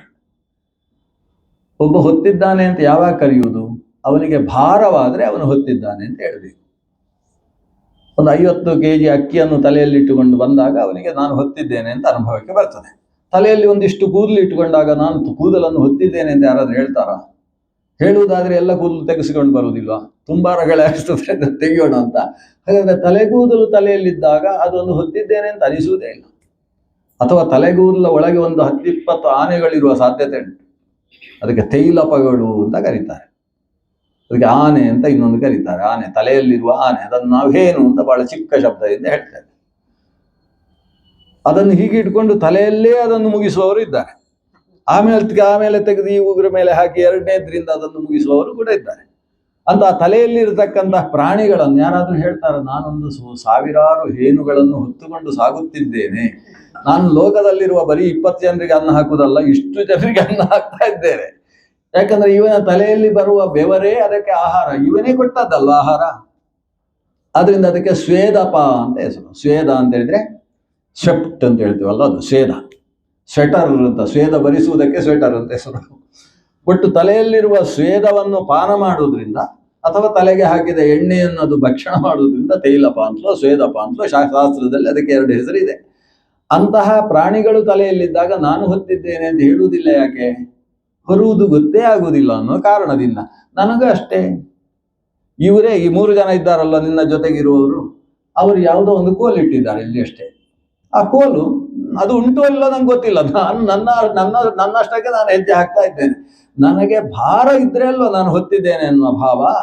ನನಗೆ ಭಾರವೇ ಇಲ್ಲ. ಭರ್ತು ಸಮೇ ಸ್ಯಾದ್ ಯದಿ ವೀರ ಭಾರ ತರ್ಹಿ ಅಹಂ ಭರ್ತ. ನಾನು ಭರಿಸಿದವ ಅಂತ ನನ್ನನ್ನು ಕರಿಬೇಕು. ನನಗೆ ಆ ಭಾರ ಯಾವುದೂ ಇಲ್ಲ. ಇನ್ನೇನೋ ಹೇಳಿದೆಯಲ್ಲ, ಅಷ್ಟು ದೂರದಿಂದ ನೀನೊಬ್ಬನೇ ಹೊತ್ತಿದ್ದೀಂತ. ಹೊತ್ತದರ ಬಗ್ಗೆ ವಿಷಯ ಹೇಳಿ ಆಯಿತು. ಅಷ್ಟೂ ದೂರದಿಂದ. ಎಲ್ಲಿ? ದೀರ್ಘ ಮಧ್ವಾನಂ ಏಕ ಏವ ಊಹಿವಾನ್ ಅಂತ ಹೇಳಿದ್ವಿ. ದೀರ್ಘ ಮಧ್ವಾನಂ ಅಂತ ಅದು ಕೂಡ ಇಲ್ಲ. ಗಂತುರು ಯದಿ ಸ್ಯಾದ್ ಅಧಿಗಮ್ಯ ಮಧ್ವಾ ಪೀವೇತಿ ಚಾಸೌ ನವಿದಾಂ ಪ್ರವಾದ. ವಿದ್ವಾಂಸರಂತೂ ಹೀಗೆ ಮಾತಾಡೋಲ್ಲ ಅಂತ ಹೇಳ್ತಾನೆ. ನವಿದಾಂ ಪ್ರವಾದ, ಇದು ವಿದ್ವಾಂಸರು ಮಾತಾಡುವ ಮಾತಲ್ಲ. ಇವನಿಗೆ ಸರಿಯಾಗಿ ಬೈಲಿಕ್ಕೆ ಬರುವುದು ಅಂದ್ರೆ ಇವನಿಗೆ. ನಾವೆಲ್ಲಾದ್ರೆ ನೀನು ಪೆದ್ದ ಹೀಗೆ ಮಾತಾಡುವುದು ಅಂತ ಕೇಳ್ತಾ ಇದ್ವಿ. ಇವನು ಹಾಗಲ್ಲ, ವಿದ್ವಾಂಸರು ಹೀಗೆಲ್ಲ ಮಾತಾಡುವುದಿಲ್ಲ. ರಾಜ ಮಾತಾಡಿದ ಮಾತಿನ ಬಗ್ಗೆ ಒಂದು ದಾರಿ. ಯಾರಿಗೆ ದಾರಿ? ನಡೀತಾ ಇದ್ದಾನೆ, ದಾರಿಯಲ್ಲಿ ನಡೆಯುತ್ತಾನೆ. ಇದು ಯಾರನ್ನು ಕುರಿತು ಹೇಳಬೇಕು? ಆ ದಾರಿಯ ಕೊನೆಯಲ್ಲಿ ಇಂಥದ್ದು ಗುರಿ. ಈ ಗುರಿಯ ತನಕ ನೀನು ಈ ಭಾರವನ್ನು ಹೊತ್ತುಕೊಂಡು ಹೋಗಬೇಕು ಅನ್ನುವ ವ್ಯವಸ್ಥೆ ಇದ್ರೆ ಆ ಗುರಿಯಲ್ಲಿಯ ತನಕ ಇವ ನಡೆದಿದ್ದಾನೆ ಅಂತ ವ್ಯವಸ್ಥೆ. ನನಗೆ ಈ ದಾರಿಯಲ್ಲಿ ಗುರಿಯೇ ಇಲ್ಲ, ಮತ್ತೇನು ನಾನು ನಡೆಯುವುದು ಅಂತ ಕೇಳ್ತಾನೆ. ಯಾವತ್ತು ಗುರಿ ಇಲ್ಲದೆ ನಡೆಯುವುದಕ್ಕೆ ಹೋಗಬಾರ್ದು. ದಾರಿ ಯಾವುದಯ್ಯ? ವೈಕುಂಠಕ್ಕೆ ಅಂತ ಕೇಳಿಕೊಂಡು ಒಂದು ಗುರಿ ಇಟ್ಟುಕೊಂಡಲ್ವ ದಾರಿಯಲ್ಲಿ ನಡಿಬೇಕು. ನಾನು ನಿನ್ನನ್ನು ಹೊತ್ತುಕೊಂಡೇನೋ ದಡಿತಾ ಇದ್ದೇನೆ, ದಾರಿಯಲ್ಲಿ ಹೋಗ್ತೇನೆ ಅಂತ ಹೇಳ್ತೀಯಲ್ವ. ಈ ದಾರಿಯಲ್ಲಿ ನಡೆಯುವುದು ನನ್ನ ಗುರಿಯೇ ಅಲ್ಲ, ಇದು ನನ್ನ ಗುರಿ ಅಲ್ಲ. ನಾನು ಗುರಿಯನ್ನು ಇಟ್ಟುಕೊಂಡದ್ದು ಬೇರೆ, ವೈಕುಂಠದ ಗುರಿಯನ್ನು ಇಟ್ಟುಕೊಂಡು ಸಾಗತಕ್ಕಂಥವ. ಯಾರು ಮಾನವ ಶರೀರದಲ್ಲಿ ಹುಟ್ಟಿ ಬಂದಿದ್ದಾನೋ ಅತ್ಯಂತ ಅಪರೂಪದ ದೇಹ ಇದು. ಅಪರೂಪ ಅಂತ ಹೇಳಿದ್ರೆ ಕುರೂಪ ಅಂತ ಅರ್ಥ ಅಲ್ಲ. ಅಪರೂಪದ ದೇಹ ಅಂತ ಹೇಳಿದ್ರೆ ಏನರ್ಥ? ಅದೆಷ್ಟೋ ಜನ್ಮಗಳ ನಂತರ. ತತ್ರಾಪಿ ಜನ್ಮ ಶತಕೋಟಿಷು ಮಾನವತ್ವಂ, ತತ್ರಾಪಿ ಜನ್ಮ ಶತಕೋಟಿಷು ವೈಷ್ಣವತ್ವಂ. ಇದೆಲ್ಲ ತುಂಬಾ ಕಷ್ಟದಲ್ಲಿ ಸಿಗತಕ್ಕಂಥದ್ದು. ಬ್ರಾಹ್ಮಣತ್ವ ಅಂತ ಬೇಕಾದ್ರೆ ಸೇರಿಸಿ. ಆಮೇಲೆ ತತ್ರಾಪಿ ಜನ್ಮ ಶತಕೋಟಿಷು ತತ್ಪರತ್ವಂ. ಭಗವತ್ ಪರತ್ವ ಅನ್ನೋದು ಬರುವುದು ಯಾವತ್ತೋ ಒಂದು ಬಾರಿ. ಮಾನವ ಶರೀರ ಬಂದಾಗ ಆ ಶರೀರವನ್ನು ಸಾರ್ಥಕಗೊಳಿಸಿಕೊಳ್ಳಬೇಕು ಅಂತಾದರೆ ಅವನ ಲಕ್ಷ್ಯ ಪ್ರಣವೋಧನು ಶರೋಹ್ಯಾತ್ಮ ಬ್ರಹ್ಮತಲ್ ಲಕ್ಷ್ಯ ಮುಚ್ಯತೆ. ಬ್ರಹ್ಮ ಅನ್ನೋದು ನಮ್ಮ ಲಕ್ಷ್ಯ, ಪರಬ್ರಹ್ಮವು ಲಕ್ಷ್ಯವಾಗಬೇಕು. ಆ ಲಕ್ಷ್ಯವನ್ನಿಟ್ಟುಕೊಂಡು ಸಾಕ್ತಾ ಇರುವುದರಿಂದ ನಮ್ಮ ದಾರಿ ಬೇರೆ, ನಿಮ್ಮ ದಾರಿ ಬೇರೆ. ನೀವೆಲ್ಲ ಹಾಸಿಗೆ ಹಾಕಿಸಿಕೊಂಡು ಹಾಸಿಗೆಯ ಮೇಲೆ ಕೂತುಕೊಂಡು ಸಾಗತಕ್ಕಂಥವ್ರು. ನಮ್ದು ಹಾಗಲ್ಲ. ನಮ್ದು ಮುಳ್ಳು ಕಲ್ಲುಗಳಲ್ಲೇ ನಾವು ಸಾಧನೆ ಮಾಡುವುದಕ್ಕೆ ಇರತಕ್ಕಂಥವ್ರು. ಆದ್ರಿಂದ ನಿನ್ನನ್ನು ಹೊತ್ತುಕೊಂಡು ಹೋಗುವ ದಾರಿ ನನಗಿಲ್ಲ. ಆದ್ರಿಂದ ನಾನು ಒಂದು ಅಷ್ಟು ದೂರ ಅಷ್ಟು ದಾರಿ ನೀನೊಬ್ಬನೇ ಸವಿದಿದ್ದಿ. ಇನ್ನೊಂದು ವಿಷಯ ಹೇಳಿದೆಯಲ್ವ ರಾಜ, ತುಂಬಾ ದಷ್ಟಪುಷ್ಟ ಇದ್ದಿ ಅಂತ ಹೇಳಿದಿ. ಆದ್ರೆ ಹೇಳುವಾಗ ಹೇಗೆ ಹೇಳಿದ್ದವ? ನಾತಿ ಸಂಹನನಾಂಗ ನಾತಿ ಪೀವ ಜರಸಾಚ ಉಪದ್ರುತಃ. ಎಲ್ಲ ಸಿಕ್ಕಾಬಟ್ಟೆ ಮುಪ್ಪು ಬಂದು ಹೋಗಿದೆ, ಬಹಳ ತೆಳ್ಳಗಿದ್ದಿ, ಈ ಮಾತು ಹೇಳಿದೆಯಲ್ವ. ಒಬ್ಬ ದಪ್ಪಗಿದ್ದಾನೆ, ಒಬ್ಬ ತೆಳ್ಳಗಿದ್ದಾನೆ ಅನ್ನೋದು ವಿದ್ವಾಂಸರು ಆಡುವ ಮಾತಲ್ಲ. ಯಾಕಂದ್ರೆ ಯಾರೂ ದಪ್ಪಗಿಲ್ಲ, ಯಾರೂ ತೆಳ್ಳಗಿಲ್ಲ. ಆತ್ಮ ಅನ್ನೋದು ಅಣು, ಅದು ದಪ್ಪಗಿದೆ ತೆಳ್ಳಗಿದೆ ಅಂತ ಆತ್ಮದ ಬಗ್ಗೆ ಯಾರು ಮಾತಾಡುವುದಿಲ್ಲ. ಯಾಕಂದ್ರೆ ಆತ್ಮ ಅನ್ನೋದು ಎಷ್ಟು ಚಿಕ್ಕದು, ಅದು ಒಂದು ಕುದುರೆಯ ಬಾಲದ ತುದಿಯಲ್ಲಿರುವ ಒಂದು ರೋಮ ತಗೊಳ್ಬೇಕಂತೆ. ಆ ರೋಮವನ್ನು ತೆಗೊಂಡು ನಿಮ್ಮಿಂದ ಸಾಧ್ಯ ಆಗುವುದಾದ್ರೆ 100 ಬಾರಿ ಸೀಳಬೇಕಂತೆ. ಆ ಒಂದು ರೋಮ ನೀವು ಹೀಗೆ ಹಿಡಿದ್ರೆ ಇನ್ನೊಬ್ಬರಿಗೆ ಕಾಣಿಸೋದಿಲ್ಲ, ಅಥವಾ ನಿಮಗೇ ಕಾಣಿಸೋದಿಲ್ಲ. ಹೀಗೆ ಹಿಡ್ಕೊಂಡು ಬರಬೇಕು. ಆಮೇಲೆ ಏನಾದರೂ ಇನ್ನೊಬ್ಬರದ್ದು ದಪ್ಪ ಕನ್ನಡಕ ಇದ್ರೆ ತಗೊಂಡು ಬಂದ್ರೆ ಕಾಣಿಸುತ್ತೆ. ಇಲ್ಲಿ ಹೋದ್ರೆ ಸೂಕ್ಷ್ಮದರ್ಶಕದಲ್ಲಿ ಕಾಣಬಹುದಾದ, ಅದಕ್ಕೆ ಕುದುರೆಯ ಬಾಲದ ತುದಿಯ ರೋಮ ಅಂತ ಹೇಳಿದ್ದು ಅದಕ್ಕೋಸ್ಕರ, ಆನೆಯ ರೋಮ ಅಂತ ಹೇಳಿಲ್ಲ. ಅತಿ ತೆಳುವಾದಂತಹ ಕುದುರೆಯ ರೋಮವನ್ನು ಹಿಡಿದು ಅದನ್ನು 100 ಬಾರಿ ಸೀಳುವುದು ಶಕ್ಯವಾದರೆ, ಕಲ್ಪನೆಗೋಸ್ಕರ ಹೇಳಿದ್ದು, 100 ಬಾರಿ ಸೀಳಿ ಅದರಲ್ಲಿ ಒಂದನ್ನು ತಗೊಂಡು ಅದನ್ನು 1000 ಬಾರಿ ಕತ್ತರಿಸಿದರೆ ಆವಾಗ ಏನು ಸಿಗ್ತದೋ ಅದು ಒಂದು ಆತ್ಮದ ಪರಿಮಾಣ ಅಂತ. ಆದ್ರಿಂದ ಶ್ರೀಮನ್ ಮಧ್ವಾಚಾರ್ಯರು ಹೇಳ್ತಾರೆ, ಒಂದು ಸೂಜಿ ಮುನೆ ನೆಡುವ ಜಾಗ, ಅದಕ್ಕೆ ಪರಮಾಣು ಪ್ರದೇಶ ಅಂತ ಹೆಸರು. ಪರಮಾಣು ಪ್ರದೇಶೇಪಿ ಹ್ಯನಂತ ಜೀವರಾಶಯ. ಅಂತಹ ಪರಮಾಣು ಪ್ರದೇಶದಲ್ಲೂ ಅನಂತ ಜೀವರಾಶಿಯನ್ನು ಇಡುವುದಕ್ಕೆ ಬರುತ್ತೆ. ಹಾಗಾದ್ರೆ ಜೀವ ಅನ್ನೋದು ಅತ್ಯಂತ ಸೂಕ್ಷ್ಮವಾದ ಒಂದು ತೇಜಸ್ಸು, ಅದು ಜ್ಯೋತಿ. ಪರಂಜ್ಯೋತಿ ಅಂದ್ರೆ ಭಗವಂತ, ಜೀವ ಅನ್ನೋದು ಅತ್ಯಂತ ಸೂಕ್ಷ್ಮವಾದಂತಹ ಒಂದು ಜ್ಯೋತಿ. ಅಂತಹ ಜೀವನನ್ನು ನೀನು ದಷ್ಟಪುಷ್ಟ ಇದ್ದಾನೆ, ತೆಳ್ಳಗಿದ್ದಾನೆ, ಈ ಮಾತುಗಳಿಂದ ಯಾಕೆ ಹೀಯಾಳಿಸ್ತಿ? ಆ ಚೇತನಕ್ಕೆ ಯಾವುದೂ ದಷ್ಟತೆ ಇಲ್ಲ, ಯಾವ ಪುಷ್ಟತೆಯೂ ಇಲ್ಲ, ಯಾವ ಕಾರ್ಷ್ಯವೂ ಇಲ್ಲ, ಕೃಶತ್ವವೂ ಇಲ್ಲ. ಆದ್ರಿಂದ ಪೀವೇತಿ ಚಾಸವು ನ ವಿದಾಂ ಪ್ರವಾದ. ವಿಜ್ಞಾನಿಗಳು ಜ್ಞಾನಿಗಳು ಇಂತಹ ಮಾತನ್ನು ಹೇಳುವುದಿಲ್ಲ.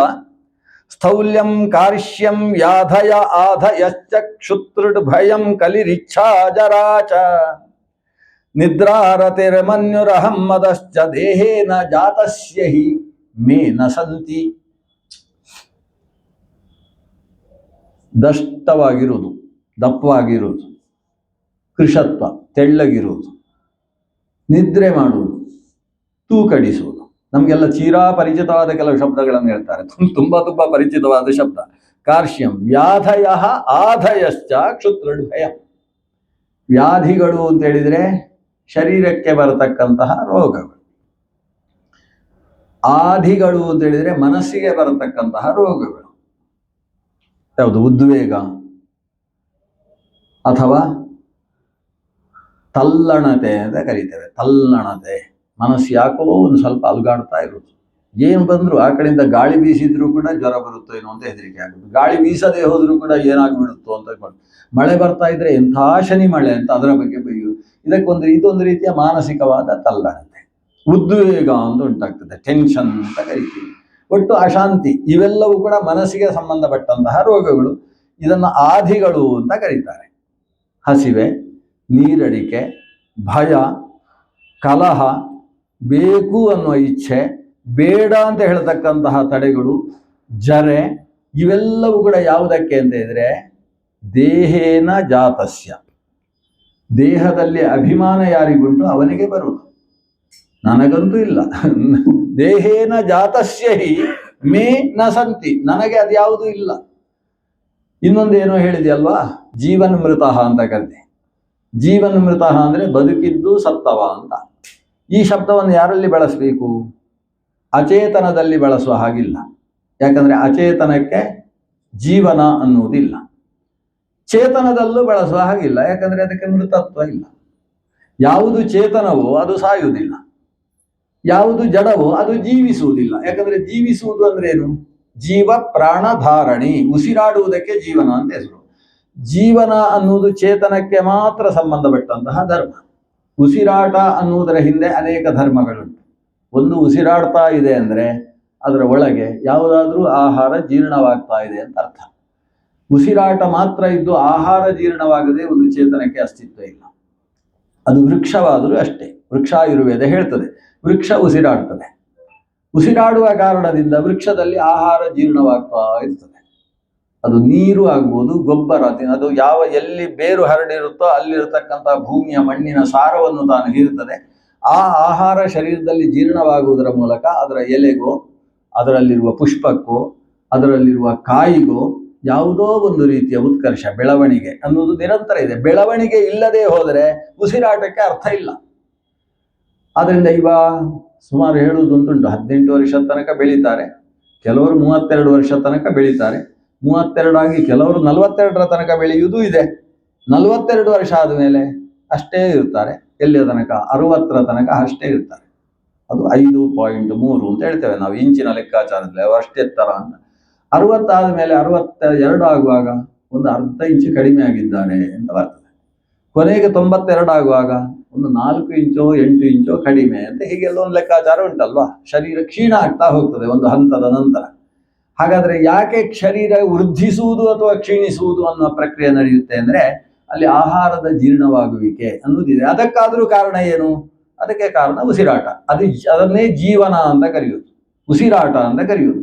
ಈ ಉಸಿರಾಟ ಚೇತನ ಅಧಿಷ್ಠಿತವಾದದ್ರಲ್ಲಿ ಇರ್ತದೆ ಹೊರತು ಚೇತನ ಅನಧಿಷ್ಠಿತವಾದದ್ರಲ್ಲಿ ಇರುವುದಿಲ್ಲ. ಆದ್ದರಿಂದ ಮೃತವಾದ ದೇಹವನ್ನು ಅಥವಾ ಅಚೇತನವಾದಂತಹ ಮಡಿಕೆ, ವಸ್ತ್ರ, ಮತ್ತೊಂದು ಇನ್ನೊಂದು ಪಾತ್ರೆ, ಪಗಡಿಗಳು, ಇವುಗಳನ್ನೆಲ್ಲ ನೀನು ಜೀವತಿ ಅಂತ ಬಳಸುವ ಹಾಗಿಲ್ಲ. ಅದು ಜೀವಿಸುತ್ತೆ ಅಂತ ಹೇಳುವ ಹಾಗಿಲ್ಲ. ಮೃತ ಅಂತ ಯಾವುದನ್ನು ಕರಿಬಹುದು? ಒಂದು ಮಡಿಕೆಯನ್ನು ಗಟ್ಟಿಯಾಗಿ ಮುಷ್ಟಿ ಹಿಡಿದು ಗುದ್ದಿದಾಗ, ನಮ್ಮ ಮನೆಯಲ್ಲಿ ಮಡಿಕೆ ಮೃತವಾಯಿತು ಅಂತ ಆಶೋಚಾಚರಣೆ ಮಾಡ್ತಾರೆ. ಆದ್ರೆ ಮೃತತ್ವ ಅನ್ನುವುದು ಚೇತನಕ್ಕೆ ಮಾತ್ರ ಹೇಳಬಹುದಾದ. ಜೀವನ ಮರಣ ಅನ್ನುವುದು ಚೇತನ ಸಂಬಂಧಿಯಾದಂತಹ ವಿಷಯ. ಆದರೆ ಚೇತನಕ್ಕೆ ಮರಣ ಇಲ್ಲ. ಯಾವುದನ್ನು ನೀನು ಮೃತ ಅಂತ ಕರಿಬೇಕೋ ಅದಕ್ಕೆ ನಿಜವಾಗಿ ಮರಣವೂ ಇಲ್ಲ. ಹಾಗಾದ್ರೆ ಮರಣ ಯಾವುದಕ್ಕೆ? ಚೇತನವೆಂಬಂತಹ ಒಂದು ಸತ್ವಕ್ಕೆ ಅಚೇತನವೆಂಬ ದೇಹದ ಸಂಬಂಧ ವಿಯುಕ್ತವಾದಾಗ ಮರಣ ಅಂತ ಕರೆಯುವುದು. ಆದ್ರೆ ಮರಣ ಅನ್ನುವುದು ಚೇತನಕ್ಕೆ ಬಂದದ್ದಲ್ಲ. ನಜಾಯತೆ ಮ್ರಿಯತೆ ವಾ ಕದಾಚಿತ್ ನಾಯಂ ಭೂತ್ವಾ ಭವಿತಾ ವಾ ನ ಭೂಯಃ. ಈ ಚೇತನಕ್ಕೆ ಹುಟ್ಟು ಸಾವು ಅನ್ನುವುದಿಲ್ಲ. ಆದ್ರಿಂದಲೇ ಈ ಚೇತನವನ್ನು ಜನ ಅಂತ ಕರೆಯುವುದು. ಕೆಲವರು ಮಹಾಜನ ಅಂತ ಹೇಳಿಕೊಡ್ತಾರೆ. ದೊಡ್ಡ ಜನ ಅಂತ ಹೇಳಿಕೊಳ್ಳುವುದಿಲ್ಲ. ಜನ ಅಂದ್ರೆ ಏನರ್ಥ? ಜ ಅಂದ್ರೆ ಜನನ, ನ ಅಂದ್ರೆ ಇಲ್ಲ ಅಂತ ಅರ್ಥ. ಜ ನ, ಹುಟ್ಟು ಇಲ್ಲ ಅನ್ನುವ ಕಾರಣದಿಂದ ನಮ್ಮನ್ನು ಜನ ಅಂತ ಕರೀತಾರೆ. ಆದ್ರೆ ನಾವೇನು ಅನ್ಕೊಂಡಿದ್ದೇವೆ? ಜನನ ಇರುವುದರಿಂದ ಜನ ಅಂತ ಅನ್ಕೊಂಡಿದ್ದೇವೆ. ಜನ ನ ಅಂತ ಇರುವುದಲ್ಲಿ ನಿಜವಾಗಿ ಜನ ಅಂದ್ರೆ ಜನನ, ನ ಅಂದ್ರೆ ಇಲ್ಲ ಅಂತ. ಇವನು ಜನನ ಇರುವುದರಿಂದ ನಾನು ಜನ ಅಂತ ಅನ್ಕೊಂಡಿದ್ದಾನೆ. ವಸ್ತುತಃ ಅಜ ಅಂದರು ಜನ ಅಂದರು ಅರ್ಥ ಒಂದೇ. ಅಜ ಅಂತ ಪರಮಾತ್ಮನನ್ನು ಕರಿತೇವೆ. ಅಜೋ ದುರ್ಮರ್ಷಣಶಾಸ್ತ ಅಂತ ಪರಮಾತ್ಮನನ್ನು ಅಜ ಅಂತ ಕರಿತೇವೆ. ಅಜ ಅಂತ ಕರೆಯುವುದರ ಹಿನ್ನೆಲೆ ಏನು? ನ ಜಾಯತೆ ಇತಿ ಅಜಃ, ಹುಟ್ಟು ಇಲ್ಲದೇ ಇದ್ದವಾದ್ರಿಂದ ದೇವರನ್ನು ಅಜ ಅಂತ ಕರೆಯುವುದು. ಆದರೆ ವಿಶೇಷ ಏನು ಅಂದ್ರೆ ಅಲ್ಲಿ ಹುಟ್ಟು ಇಲ್ಲ ಅಂತ ಇಲ್ಲ ಆ ಶಬ್ದದಲ್ಲಿ, ಮತ್ತೆ ಇಲ್ಲ ಹುಟ್ಟು ಅಂತಿದೆ. ಆ ಅನ್ನೋದು ಮೊದಲಿದೆ, ಜ ಅನ್ನೋದು ನಂತರ ಇದೆ. ಆ ಅನ್ನೋದು ನಿಷೇಧಾರ್ಥಕವಾದದ್ದು, ಜ ಅನ್ನೋದು ಜನನವನ್ನು ಹೇಳುವಂತಹದ್ದು. ಇಲ್ಲ ಜನನ, ಇಲ್ಲ ಅನ್ನುವುದಕ್ಕೆ ಭಗವಂತನಲ್ಲಿ ಪ್ರಾಧಾನ್ಯ. ಮನುಷ್ಯನಲ್ಲಿ ಏನಾಯ್ತು? ಜನನಕ್ಕೆ ಪ್ರಾಧಾನ್ಯ ಆಯ್ತು, ಜ ನ ಅಂತ. ಕೊನೆಗೆ ಇಲ್ಲ ಅನ್ನೋದು ಮುಂದಕ್ಕೆ ಹೋಯ್ತು, ಹುಟ್ಟು ಅನ್ನೋದು ಮೊದಲು ಬಂತು. ಅಂದ್ರೆ ಜೀವನಿಗೆ ಇಲ್ಲದೆ ಇರುವುದಕ್ಕೆ ಪ್ರಾಧಾನ್ಯ ಅಲ್ಲ, ಇರುವುದಕ್ಕೆ ಪ್ರಾಧಾನ್ಯ. ಹುಟ್ಟು ಅಂದ್ರೆ ಶರೀರ ಸಂಬಂಧ, ಆ ಶರೀರ ಅಭಿಮಾನ. ಈ ಶರೀರ ಅಭಿಮಾನವೆಂಬಂತಹ ಹುಟ್ಟಿನ ಕಾರಣದಿಂದ ಆತ ನಾನು ನಿಜವಾಗಿ ಜನ ಇದ್ದೇನೆ ಎನ್ನುವುದನ್ನೇ ಮರೆತು ಬಿಟ್ಟಿದ್ದಾನೆ. ಆ ಮರೆವು ಆತನಿಗೆ ಈ ರೀತಿಯ ಭಾವನೆಗಳನ್ನು ಹುಟ್ಟಿಸುತ್ತೆ. ವಸ್ತುತಃ ಶರೀರದ ಅಭಿಮಾನ ಇರತಕ್ಕಂತಹ ವ್ಯಕ್ತಿಯನ್ನು ನೀನು ಜೀವನ್ಮೃತ ಅಂತ ಬೇಕಾದ್ರೆ ಕರಿ, ಆದರೆ ನನ್ನನ್ನು ಹೇಗೆ ಜೀವನ್ಮೃತ ಅಂತ ನೀನು ಕರಿತಿ? ಜೀವನ್ಮೃತತ್ವಂ ನಿಯಮೇನ ರಾಜನ್ ಆದ್ಯಂತವದ್ವಿಕೃತಸ್ಯ ದೃಷ್ಟಂ ಸ್ವಸ್ವಾಮಿ ಭಾವೋ ಶ್ರುತ ಯತ್ ಯೇಷ ಯತ್ರ ನಕ್ಕಿ ಅಚ್ಯುತೆ ಅಸೌ ಇತಿ ಕೃತ್ಯ ಯೋಗ. ಜೀವನ್ಮೃತತ್ವವನ್ನು ನೀನು ನನ್ನಂತಹ ಚೇತನಕ್ಕೆ ಹೇಳುವಂತಹದ್ದು ಸರಿಯಲ್ಲ. ಯಾಕಂದ್ರೆ ಜೀವನ ಎಲ್ಲಿ ಮೃತಿಯಲ್ಲಿ ಅನ್ನುವುದನ್ನು ಅರ್ಥ ಮಾಡಿಕೊಳ್ಳದೆ ಆ ಶಬ್ದವನ್ನು ಬಳಸಿದ್ದಿ. ಸಾಮಾನ್ಯ ಲೋಕದ ದೃಷ್ಟಿಯಿಂದ ಜೀವನ್ಮೃತ ಅನ್ನುವ ಶಬ್ದವನ್ನು ಬಳಸುವುದು ಬದುಕಿದ್ದು ಯಾವ ಕೆಲಸಕ್ಕೂ ಬಾರದೇ ಇದ್ದವನಿಗೆ. ಆದರೆ ಮನುಷ್ಯನಿಗೆ ಇವ ಯಾವ ಕೆಲಸಕ್ಕೂ ಬರದವ ಅಂತ ತೀರ್ಮಾನಿಸುವ ಅಧಿಕಾರ ಇಲ್ಲ. ಯಾಕಂದ್ರೆ ಯಾರು ನಾವು ಹೇಳಿದ ಕೆಲಸವನ್ನು ಮಾಡುವುದಿಲ್ಲವೋ ಆತ ನಾವು ಮಾಡುವುದಕ್ಕಿಂತ ಉತ್ಕೃಷ್ಟವಾದ ಕೆಲಸವನ್ನು ಮಾಡುವ ಸಾಧ್ಯತೆ ಉಂಟು. ಹಿಂದಕ್ಕೆ ವೇನ ಎಂಬ ಒಬ್ಬ ರಾಜ ಬಂದ. ವೇನನೆಂಬ ರಾಜನಿಗೆ ಕಾಡಿನಲ್ಲಿದ್ದ ತಪಸ್ವಿಗಳ ಮೇಲೆ ಒಂದು ದೃಷ್ಟಿ ಹರಿಯಿತು. ಹೇಗೆ ನಮ್ಮಲ್ಲೆಲ್ಲ ಸರ್ಕಾರಕ್ಕೆ ಕೆಲವು ಸಲ ಅವರ ಮೇಲೆ, ಕೆಲವು ಸಲ ರಸ್ತೆಯಲ್ಲಿ ತರಕಾರಿ ಮಾರುವ ಮೇಲೆ, ಒಂದೊಂದು ಕಾಲದಲ್ಲಿ ಒಬ್ಬೊಬ್ಬರ ಮೇಲೆ ದೃಷ್ಟಿ ಬರ್ತಾ ಇರ್ತದೆ. ಹಾಗೆ ಈ ವೇನನೆಂಬ ರಾಜನಿಗೆ ದೃಷ್ಟಿಯಲ್ಲಿ ಬಂದದ್ದು ಅಂದ್ರೆ ಕಾಡಿನಲ್ಲಿ ತಪಸ್ಸು ಮಾಡುವವರು. ಯಾಕೆ ಅವರ ಮೇಲೆ ದೃಷ್ಟಿ? ಇವರಿಂದ ದೇಶಕ್ಕೇನೂ ಪ್ರಯೋಜನ ಇಲ್ಲ. ಕೃಷಿ ಮಾಡುವವರಿಂದ ಒಂದಷ್ಟು ಧಾನ್ಯ ವ್ಯವಹಾರ ಆದರೂ ನಡೆಯುತ್ತೆ. ವ್ಯಾಪಾರ ಮಾಡುವವರು ಅವರು ನಮಗೆ ಒಂದಷ್ಟು ವಾರ್ಷಿಕವಾದಂತಹ ಕರವನ್ನು ಕೊಡ್ತಾರೆ, ಆ ಮೂಲಕವಾಗಿ ಖಜಾನೆ ತುಂಬುತ್ತೆ. ಇನ್ನು ಈ ಊರಿನಲ್ಲಿರ್ತಕ್ಕಂಥ ದೇವಸ್ಥಾನದ ಅರ್ಚಕರು ಅವರು ಒಂದಷ್ಟು ದೇವರ ಪೂಜೆ ಮಾಡಿ ಆಮೇಲೆ ಕಾಣಿಕೆ ಡಬ್ಬಿಯನ್ನು ನಮಗೆ ದೇವಸ್ಥಾನದ್ದು ಒಂದಷ್ಟು ಬರ್ತದೆ, ಏನೋ ಒಂದಿದೆ ಅವನಿಗೆ. ಇವರಿಂದ ಎಲ್ಲರಿಂದಲೂ ಒಂದಲ್ಲ ಒಂದು ರೀತಿಯಿಂದ ಸರ್ಕಾರಕ್ಕೆ ಪ್ರಯೋಜನ ಇದೆ. ಆದರೆ ಕಾಡಿನಲ್ಲಿ ತಪಸ್ಸು ಮಾಡುವವರು ದಷ್ಟಪುಷ್ಟರಾಗಿ ಗಟ್ಟಿಯಾಗಿದ್ದಾರೆ. ಅವರು ಬಂದು ಇಲ್ಲೆಲ್ಲ ಕೃಷಿ ಮಾಡಬೇಕು ಅಂತ ಹೇಳಿ ಕಾಡಿನಲ್ಲಿದ್ದವರನ್ನೆಲ್ಲ ಕರೆಸಿ ಅವರ ಗಡ್ಡವನ್ನೆಲ್ಲ ಬೋಳಿಸಿ ಪ್ರತಿಯೊಬ್ಬರೂ ಕೆಲಸ ಮಾಡಬೇಕು, ಒಬ್ಬರು ತಪಸ್ಸು ಮಾಡಬಾರ್ದು ಅಂತ ಒಂದು ಕೆಲಸ ಶುರು ಮಾಡಿಟ್ಟಿದ್ದ. ಅವನ ಅಭಿಪ್ರಾಯ ಏನು ಅಂತ ಹೇಳಿದ್ರೆ, ಯಾರು ನಮ್ಮ ಸರ್ಕಾರಕ್ಕೆ ದುಡ್ಡು ಬರುವ ಹಾಗೆ ಮಾಡ್ತಾರೋ ಅವರು ಮಾತ್ರ ಈ ಲೋಕದಲ್ಲಿ ಬದುಕುವುದಕ್ಕೆ ಯೋಗ್ಯರು, ಉಳಿದವರು ಯಾರು ಕೂಡ ಬದುಕುವುದಕ್ಕೆ ಅರ್ಹರೇ ಅಲ್ಲ ಅಂತ ತೀರ್ಮಾನ ಮಾಡಿದ್ದಂತಹ ವೇನನೆಂಬ ರಾಜನಿದ್ದ.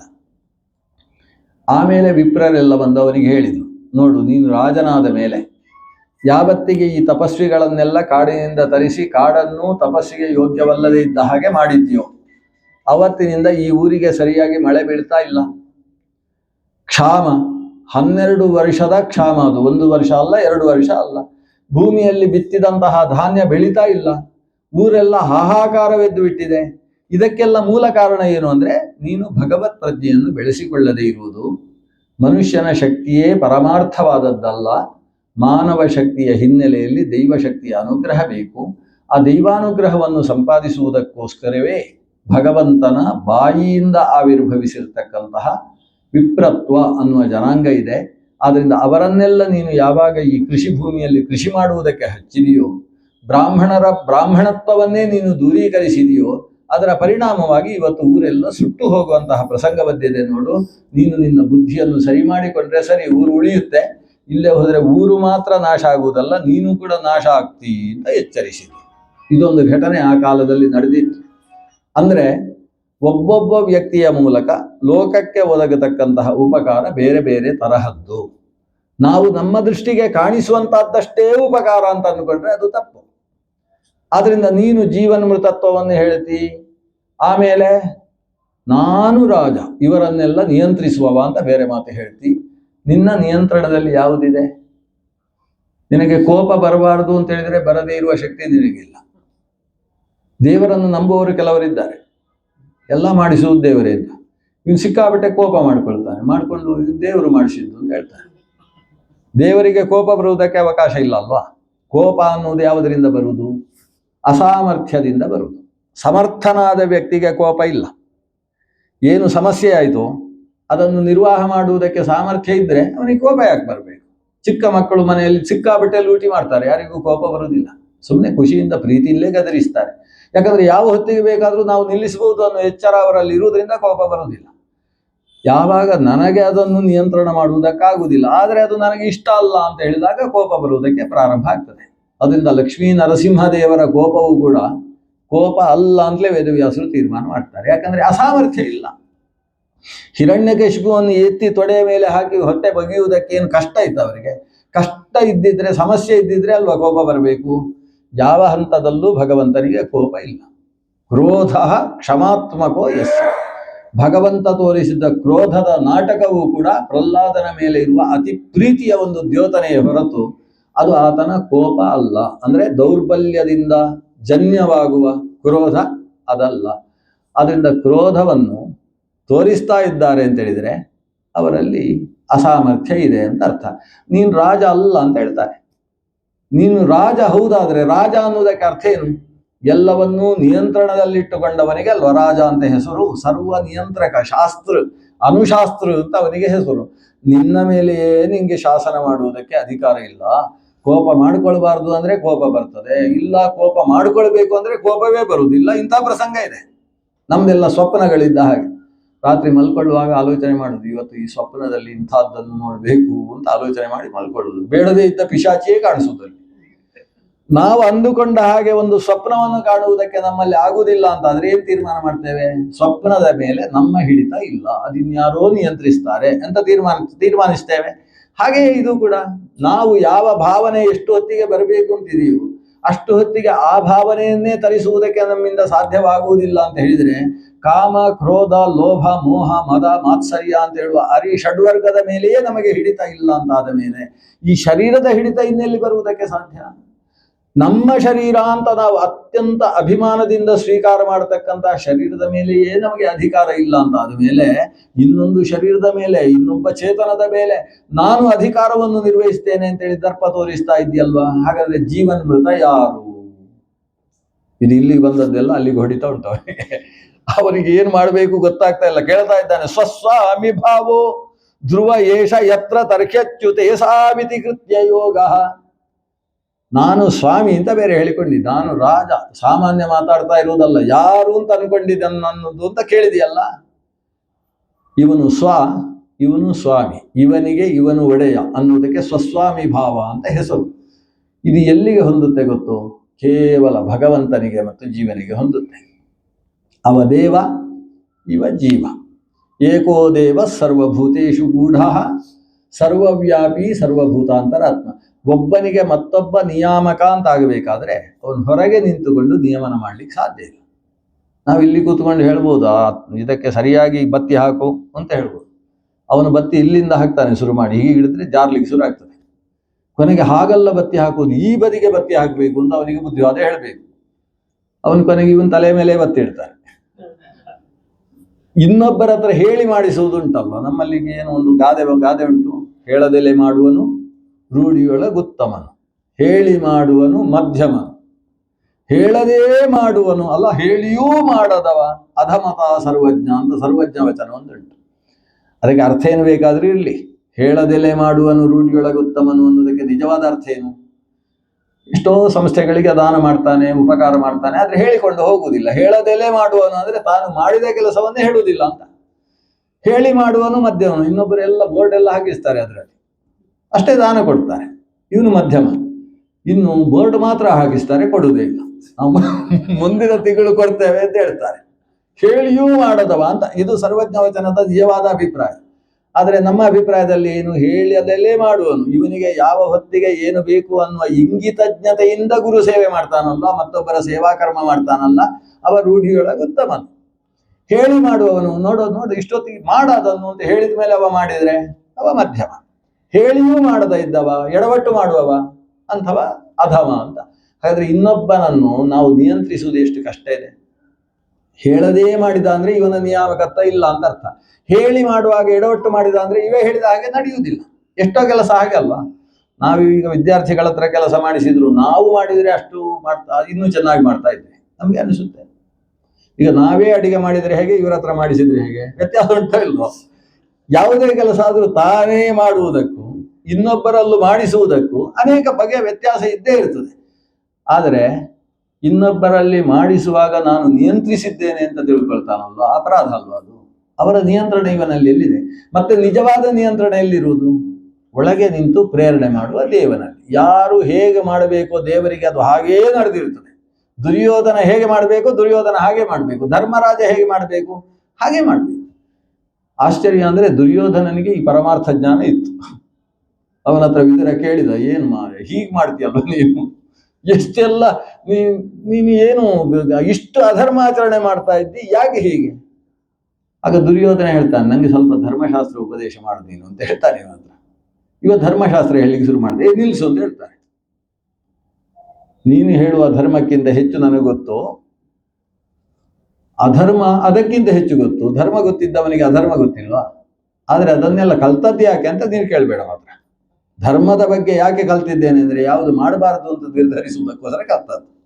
ಜಾನಾಮಿ ಧರ್ಮಂ ನ ಚ ಮೇ ಪ್ರವೃತ್ತಿ, ಜಾನಾಮ್ಯ ಧರ್ಮಂ ನ ಚ ಮೇ ನಿವೃತ್ತಿ. ಯಾಕೆ ಹೀಗೆ? ಕೇನಾಪಿ ದೇವೇನ ಹೃದಯ ಸ್ಥಿತೇನ ಯಥಾ ನಿಯುಕ್ತೋಸ್ಮಿ ತಥಾ ಕರೋಮಿ. ಅದು ಯಾವನೋ ಒಬ್ಬ ದೇವ ಒಳಗಿದ್ದಾನೆ ಅಂತ ದುರ್ಯೋಧನ ಹೇಳ್ತಾನೆ. ಅವನ ಹೆಸರು ಹೇಳಲ್ಲ. ಅದು ಅಚ್ಯುತ ಗೋವಿಂದ ಅಂತೆಲ್ಲ ಹೇಳಿದ್ರೆ ಪುಣ್ಯ ಬಂದ್ರೆ ಅಂತ ಹೆದರಿಕೆ ಅವನಿಗೆ. ಕೇನಾಪಿ ದೇವೇನ, ಯಾವನೋ ಒಬ್ಬ ದೇವ ಒಳಗೆ ನಿಂತುಕೊಂಡು ಹೃದಯದಲ್ಲಿ ಕೂತು ಹೀಗೆ ಮಾಡು ಹೀಗೆ ಮಾಡಬೇಡ ಅಂತ ನಿಯಂತ್ರಣ ಮಾಡ್ತಾನೆ. ನಿಯಂತ್ರಣ ಅಂದ್ರೆ ಅದು ಒಳ್ಳೆಯವ ಇರಲಿ ಕೆಟ್ಟವ ಇರಲಿ ಎಲ್ಲರ ಒಳಗೂ ನಿಂತು ಅವರನ್ನು ಹೀಗೆ ನಡೆಸಬೇಕು ಅಂತ ದೇವರು ಏನು ಸಂಕಲ್ಪಿಸುತ್ತಾನೋ ಅದಕ್ಕೆ ಅನುಗುಣವಾಗಿಯೇ ನಡೆ ನುಡಿ ವ್ಯವಹಾರಗಳನ್ನು ನಿಯಂತ್ರಿಸುವವ ಅವನು ನಿಜವಾಗಿ ಸ್ವಾಮಿ. ನಾವೆಲ್ಲ ಅವನ ಸ್ವ. ಈಶದಾಸ್ಯ ಅನ್ನೋದು ಇರತಕ್ಕಂಥದ್ದು ಭಗವಂತನ ವಿಷಯದಲ್ಲಿ. ಅದು ಬಿಟ್ಟು ನಾನು ಎಲ್ಲರಿಗೂ ಸ್ವಾಮಿ, ನನ್ನನ್ನು ಯಾರು ಅಂತ ತಿಳ್ಕೊಂಡಿದ್ದಿ ಅಂತ ಹೇಳ್ತಾ ಇದ್ದೀಯಲ್ವಾ. ಸ್ವಸ್ವಾಮಿ ಭಾವೋ ಧ್ರುವ ಏಷ ಯತ್ರ ತರ್ಹಿ ಅಚ್ಯುತೇ ಸೌ ಇತಿ ಕೃತ್ಯ ಯೋಗ. ಅದು ಅಚ್ಯುತನಲ್ಲಿದೆಯೇ ಹೊರತು ಉಳಿದವರಲ್ಲಿಲ್ಲ. ಕೊನೆಯದ್ದಾಗಿ ಅವ ಹೇಳ ಮುಗಿಸ್ತಾನೆ. ಅದೇನೋ ದಂಡಪಾಣಿರಿವ ಅಂತೇನು ಹೇಳಿದೆಯಲ್ಲ, ಕರೋಮಿ ಚಿಕಿತ್ಸಾಂ, ನಿಂಗೆ ಚಿಕಿತ್ಸೆ ಮಾಡಬೇಕಾಗ್ತದೆ ಯಮ ಮಾಡಿದ ಹಾಗೆ ಅಂತ ಹೇಳಿದಿ. ಏನು ಮಾಡ್ತಿ ಮಾಡು, ನಂಗೆ ಯಾರೂ ಚಿಕಿತ್ಸೆ ಮಾಡ್ಲಿಕ್ಕೆ ಸಾಧ್ಯ ಇಲ್ಲ. ಚಾಟಿ ಏಟು ಹೊಡಿಸ್ತೀನಿ ಅಂತ ಅನ್ಕೋ. ಚಾಟಿ ಏಟು ಹೊಡೆದ್ರೆ ಯಾರಿಗೆ ಹೊಡಿತೀನಿ? ನನಗಂತೂ ಹೊಡೆಯುವುದಕ್ಕೆ ಸಾಧ್ಯ ಇಲ್ಲ. ನಚೈನಂ ಶೋಷಯತಿ ಮಾರುತ. ಬೆಂಕಿ ಸುಡುವುದಿಲ್ಲ, ಗಾಳಿ ಒಣಗಿಸುವುದಿಲ್ಲ, ಸೂರ್ಯನ ಬಿಸಿಲಿನಿಂದ ಈತ ಯಾವತ್ತೂ ಕೂಡ ಬೆಂಡಾಗುವುದಿಲ್ಲ. ಅಂತಹ ವ್ಯಕ್ತಿತ್ವವಲ್ಲವೇ ಆತ್ಮ ಅಂತ ಹೇಳಿದರೆ, ಆತ್ಮನಿಗೆ ಅದು ಹೇಗೆ ತಾನೇ ನೀನು ಶಿಕ್ಷೆ ಕೊಡುವುದಕ್ಕೆ ಸಾಧ್ಯ ಆಗ್ತದೆ? ಒಬ್ಬ ಆತ್ಮ ಇನ್ನೊಬ್ಬ ಆತ್ಮನ ನಿಯಂತ್ರಣದಲ್ಲಿಲ್ಲ, ಇದ್ರೆ ಅದವನಿಗೆ ಪರಮಾತ್ಮ ಅಂತ ಹೆಸರು. ಹಾಗಿರುವಾಗ ರಾಜನಾದ ನೀನು ನನ್ನನ್ನು ನಿಯಂತ್ರಿಸ್ತಿ, ಚಿಕಿತ್ಸೆ ಮಾಡ್ತಿ ಅಂತ ಹೇಳ್ತೀಯಲ್ಲ. ಉನ್ಮತ್ತ ಮತ್ತ ಜಡವತ್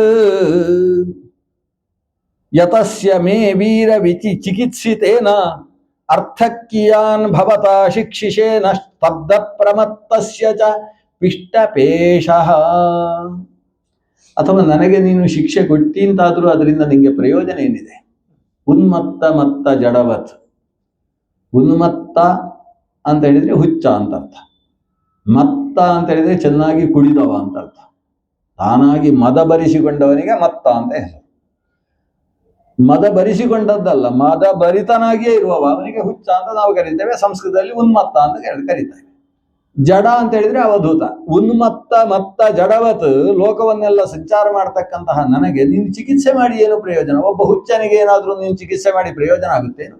ಅವನನ್ನು ನೀನು ಕಟ್ಟಿ ಹಾಕಿಡ್ಬೇಕಷ್ಟೇ, ಇನ್ನೊಬ್ಬರಿಗೆ ಉಪದ್ರ ಮಾಡಬಾರ್ದು ಅಂತ ಹೇಳಿ. ಚಿಕಿತ್ಸೆ ಕೊಟ್ಟು ಏನು ಪ್ರಯೋಜನ? ಅರ್ಥ ಕಿಯಾನ್ ಭವತಾ ಶಿಕ್ಷಿತೇನ ಸ್ತಬ್ಧ ಪ್ರಮತ್ತಸ್ಯ ಚ ಪಿಷ್ಟಪೇಶ. ಅತ್ಯಂತ ಚೆನ್ನಾಗಿ ಪುಡಿಯಾಗಿದ್ದಂತಹ ವಸ್ತುವನ್ನು ಮತ್ತೆ ಅದನ್ನು ಹಾಕಿ ಹಾಗೇ ಪೇಷಣ ಮಾಡ್ತಾ ಇದ್ರೆ, ಅದನ್ನು ಅರಿತಾ ಇದ್ರೆ ಪಿಷ್ಟ ಪೇಷಣದಿಂದ ಏನು ಪ್ರಯೋಜನ ಇದೆ? ಹಾಗಾಗಿ ನನ್ನನ್ನು ಶಿಕ್ಷಿಸಿ ನಿನ್ನಿಂದ ಏನೂ ಸಾಧಿಸುವುದಕ್ಕೆ ಸಾಧ್ಯ ಇಲ್ಲ. ಆದ್ರಿಂದ ಏನೇನು ಮಾತಾಡಿದ ಒಂದೂ ಬಿಡಲಿಲ್ಲ. ಅಲ್ಲಿ ಅವನು ಮಾತಾಡಿದ ವಿಷಯದಲ್ಲಿ ಪ್ರತಿಯೊಂದು ಪಕ್ಷವನ್ನು ಕೂಡ ತೆಗೆದುಕೊಂಡು ಒಂದು ವಾದ ಪ್ರಕ್ರಿಯೆಯ ಹಾಗೆ, ಅವನು ನೀನು ಹೀಗೆ ಹೇಳಿದೆಯಲ್ಲ ಅದು ತಪ್ಪು, ಮತ್ತೊಂದು ಹೇಳಿದೆಯಲ್ವಾ ಅದು ತಪ್ಪು, ಇನ್ನೀನು ಹೇಳಿದ್ರಲ್ಲಿ ಯಾವುದು ಸರಿ ಉಂಟು? ಈ ಲೆಕ್ಕಾಚಾರದಲ್ಲಿ ವಿಮರ್ಶೆ ಮಾಡ್ತಾ ಹೋದರೆ ಮನುಷ್ಯ ಸತ್ಯ ಮಾತಾಡುವುದಕ್ಕೆ ಸಾಧ್ಯ ಇಲ್ಲ. ನಾನು ಸತ್ಯವನ್ನೇ ಹೇಳ್ತೇನೆ ಅಂತ ಸತ್ಯ ಹೇಳಿದ್ರು, ಇಲ್ಲ ನಾನು ಸತ್ಯವನ್ನೂ ಸುಳ್ಳಾಗಿ ಹೇಳ್ತೇನೆ ಅಂತ ಹೇಳಿದ್ರು ಕೂಡ ಅದರಲ್ಲೂ ತಪ್ಪು ಕಾಣುವುದಕ್ಕೆ ಸಾಧ್ಯ ಆಗ್ತದೆ. ಈ ರೀತಿಯ ಚಿಂತನೆಯ ಮೂಲಕ ಶರೀರ ಆತ್ಮ ವಿವೇಕದ ಬಗ್ಗೆ ಎಚ್ಚರವನ್ನು ಮೂಡಿಸಿದಾಗ ಆ ಶಿಬಿಕೆಯಲ್ಲಿದ್ದಂತಹ ರಾಜನಿಗೆ ನಾನು ಯಾರನ್ನೂ ಹೊರಿಸುವುದಕ್ಕಿಟ್ಟದ್ದಲ್ಲ, ದೊಡ್ಡ ಜ್ಞಾನಿಯನ್ನು ಅನ್ನೋದು ಅರ್ಥ ಆಗ್ತದೆ. ಯಾಕಂದ್ರೆ ಅವ ಓದಿಕೊಂಡು ಬಂದವ, ಕಪಿಲ ಮಹರ್ಷಿಯಲ್ಲಿ ಜ್ಞಾನೋಪದೇಶ ಪಡೆಯುವುದಕ್ಕೆ ಹೊರಟವ. ಆತ ಅಲ್ಲಿಂದ ಇದ್ದಕ್ಕಿದ್ದ ಹಾಗೆ ಜಿಗಿತಾನೆ. ಜಿಗಿದು ಈ ಮಾತಾಡಿದ ವ್ಯಕ್ತಿಯ ಪಾದ ಹಿಡ್ಕೊಳ್ತಾನೆ. ಪಾದ ಹಿಡ್ಕೊಂಡಾಗ ಆ ಬ್ರಾಹ್ಮಣ ಮತ್ತು ರಘುಗಣರ ಸಂಭಾಷಣೆ ಏನಿದೆ ಅದು ಜೀವನದ ಅನೇಕ ಸೂಕ್ಷ್ಮಗಳನ್ನು ಬಿಡಿಸಿ ತಿಳಿಸತಕ್ಕಂತಹ ವಿಶಿಷ್ಟವಾದ ತತ್ವೋಪದೇಶ ಇದೆ. ಆ ವಿಷಯವನ್ನು ಮತ್ತೆ ನಾಳೆ 6:35 6:40 ಸಮಯಕ್ಕೆ ಸೇರಿ ಮತ್ತೆ ಅವಲೋಕನ ಮಾಡೋಣ. ಶ್ರೀಕೃಷ್ಣಾರ್ಪಣಮಸ್ತು. ಸ್ವಸ್ತಿ ಪ್ರಜಾಭ್ಯ ಪರಿಪಾಲಯಂತಾಂ ನ್ಯಾಯೇನ ಮಾರ್ಗೇಣ ಮಹೀಂ ಮಹೀಷಾಃ. ಗೋ ಬ್ರಾಹ್ಮಣೇಭ್ಯಃ ಶುಭಮಸ್ತು ನಿತ್ಯಂ. ಲೋಕಾಃ ಸಮಸ್ತಾಃ ಸುಖಿನೋ ಭವಂತು. ಸರ್ವೇ ಭವಂತು ಸುಖಿನಃ, ಸರ್ವೇ ಸಂತು ನಿರಾಮಯಾಃ, ಸರ್ವೇ ಭದ್ರಾಣಿ ಪಶ್ಯಂತು, ಮಾ ಕಶ್ಚಿತ್ ದುಃಖಭಾಗ್ ಭವೇತ್.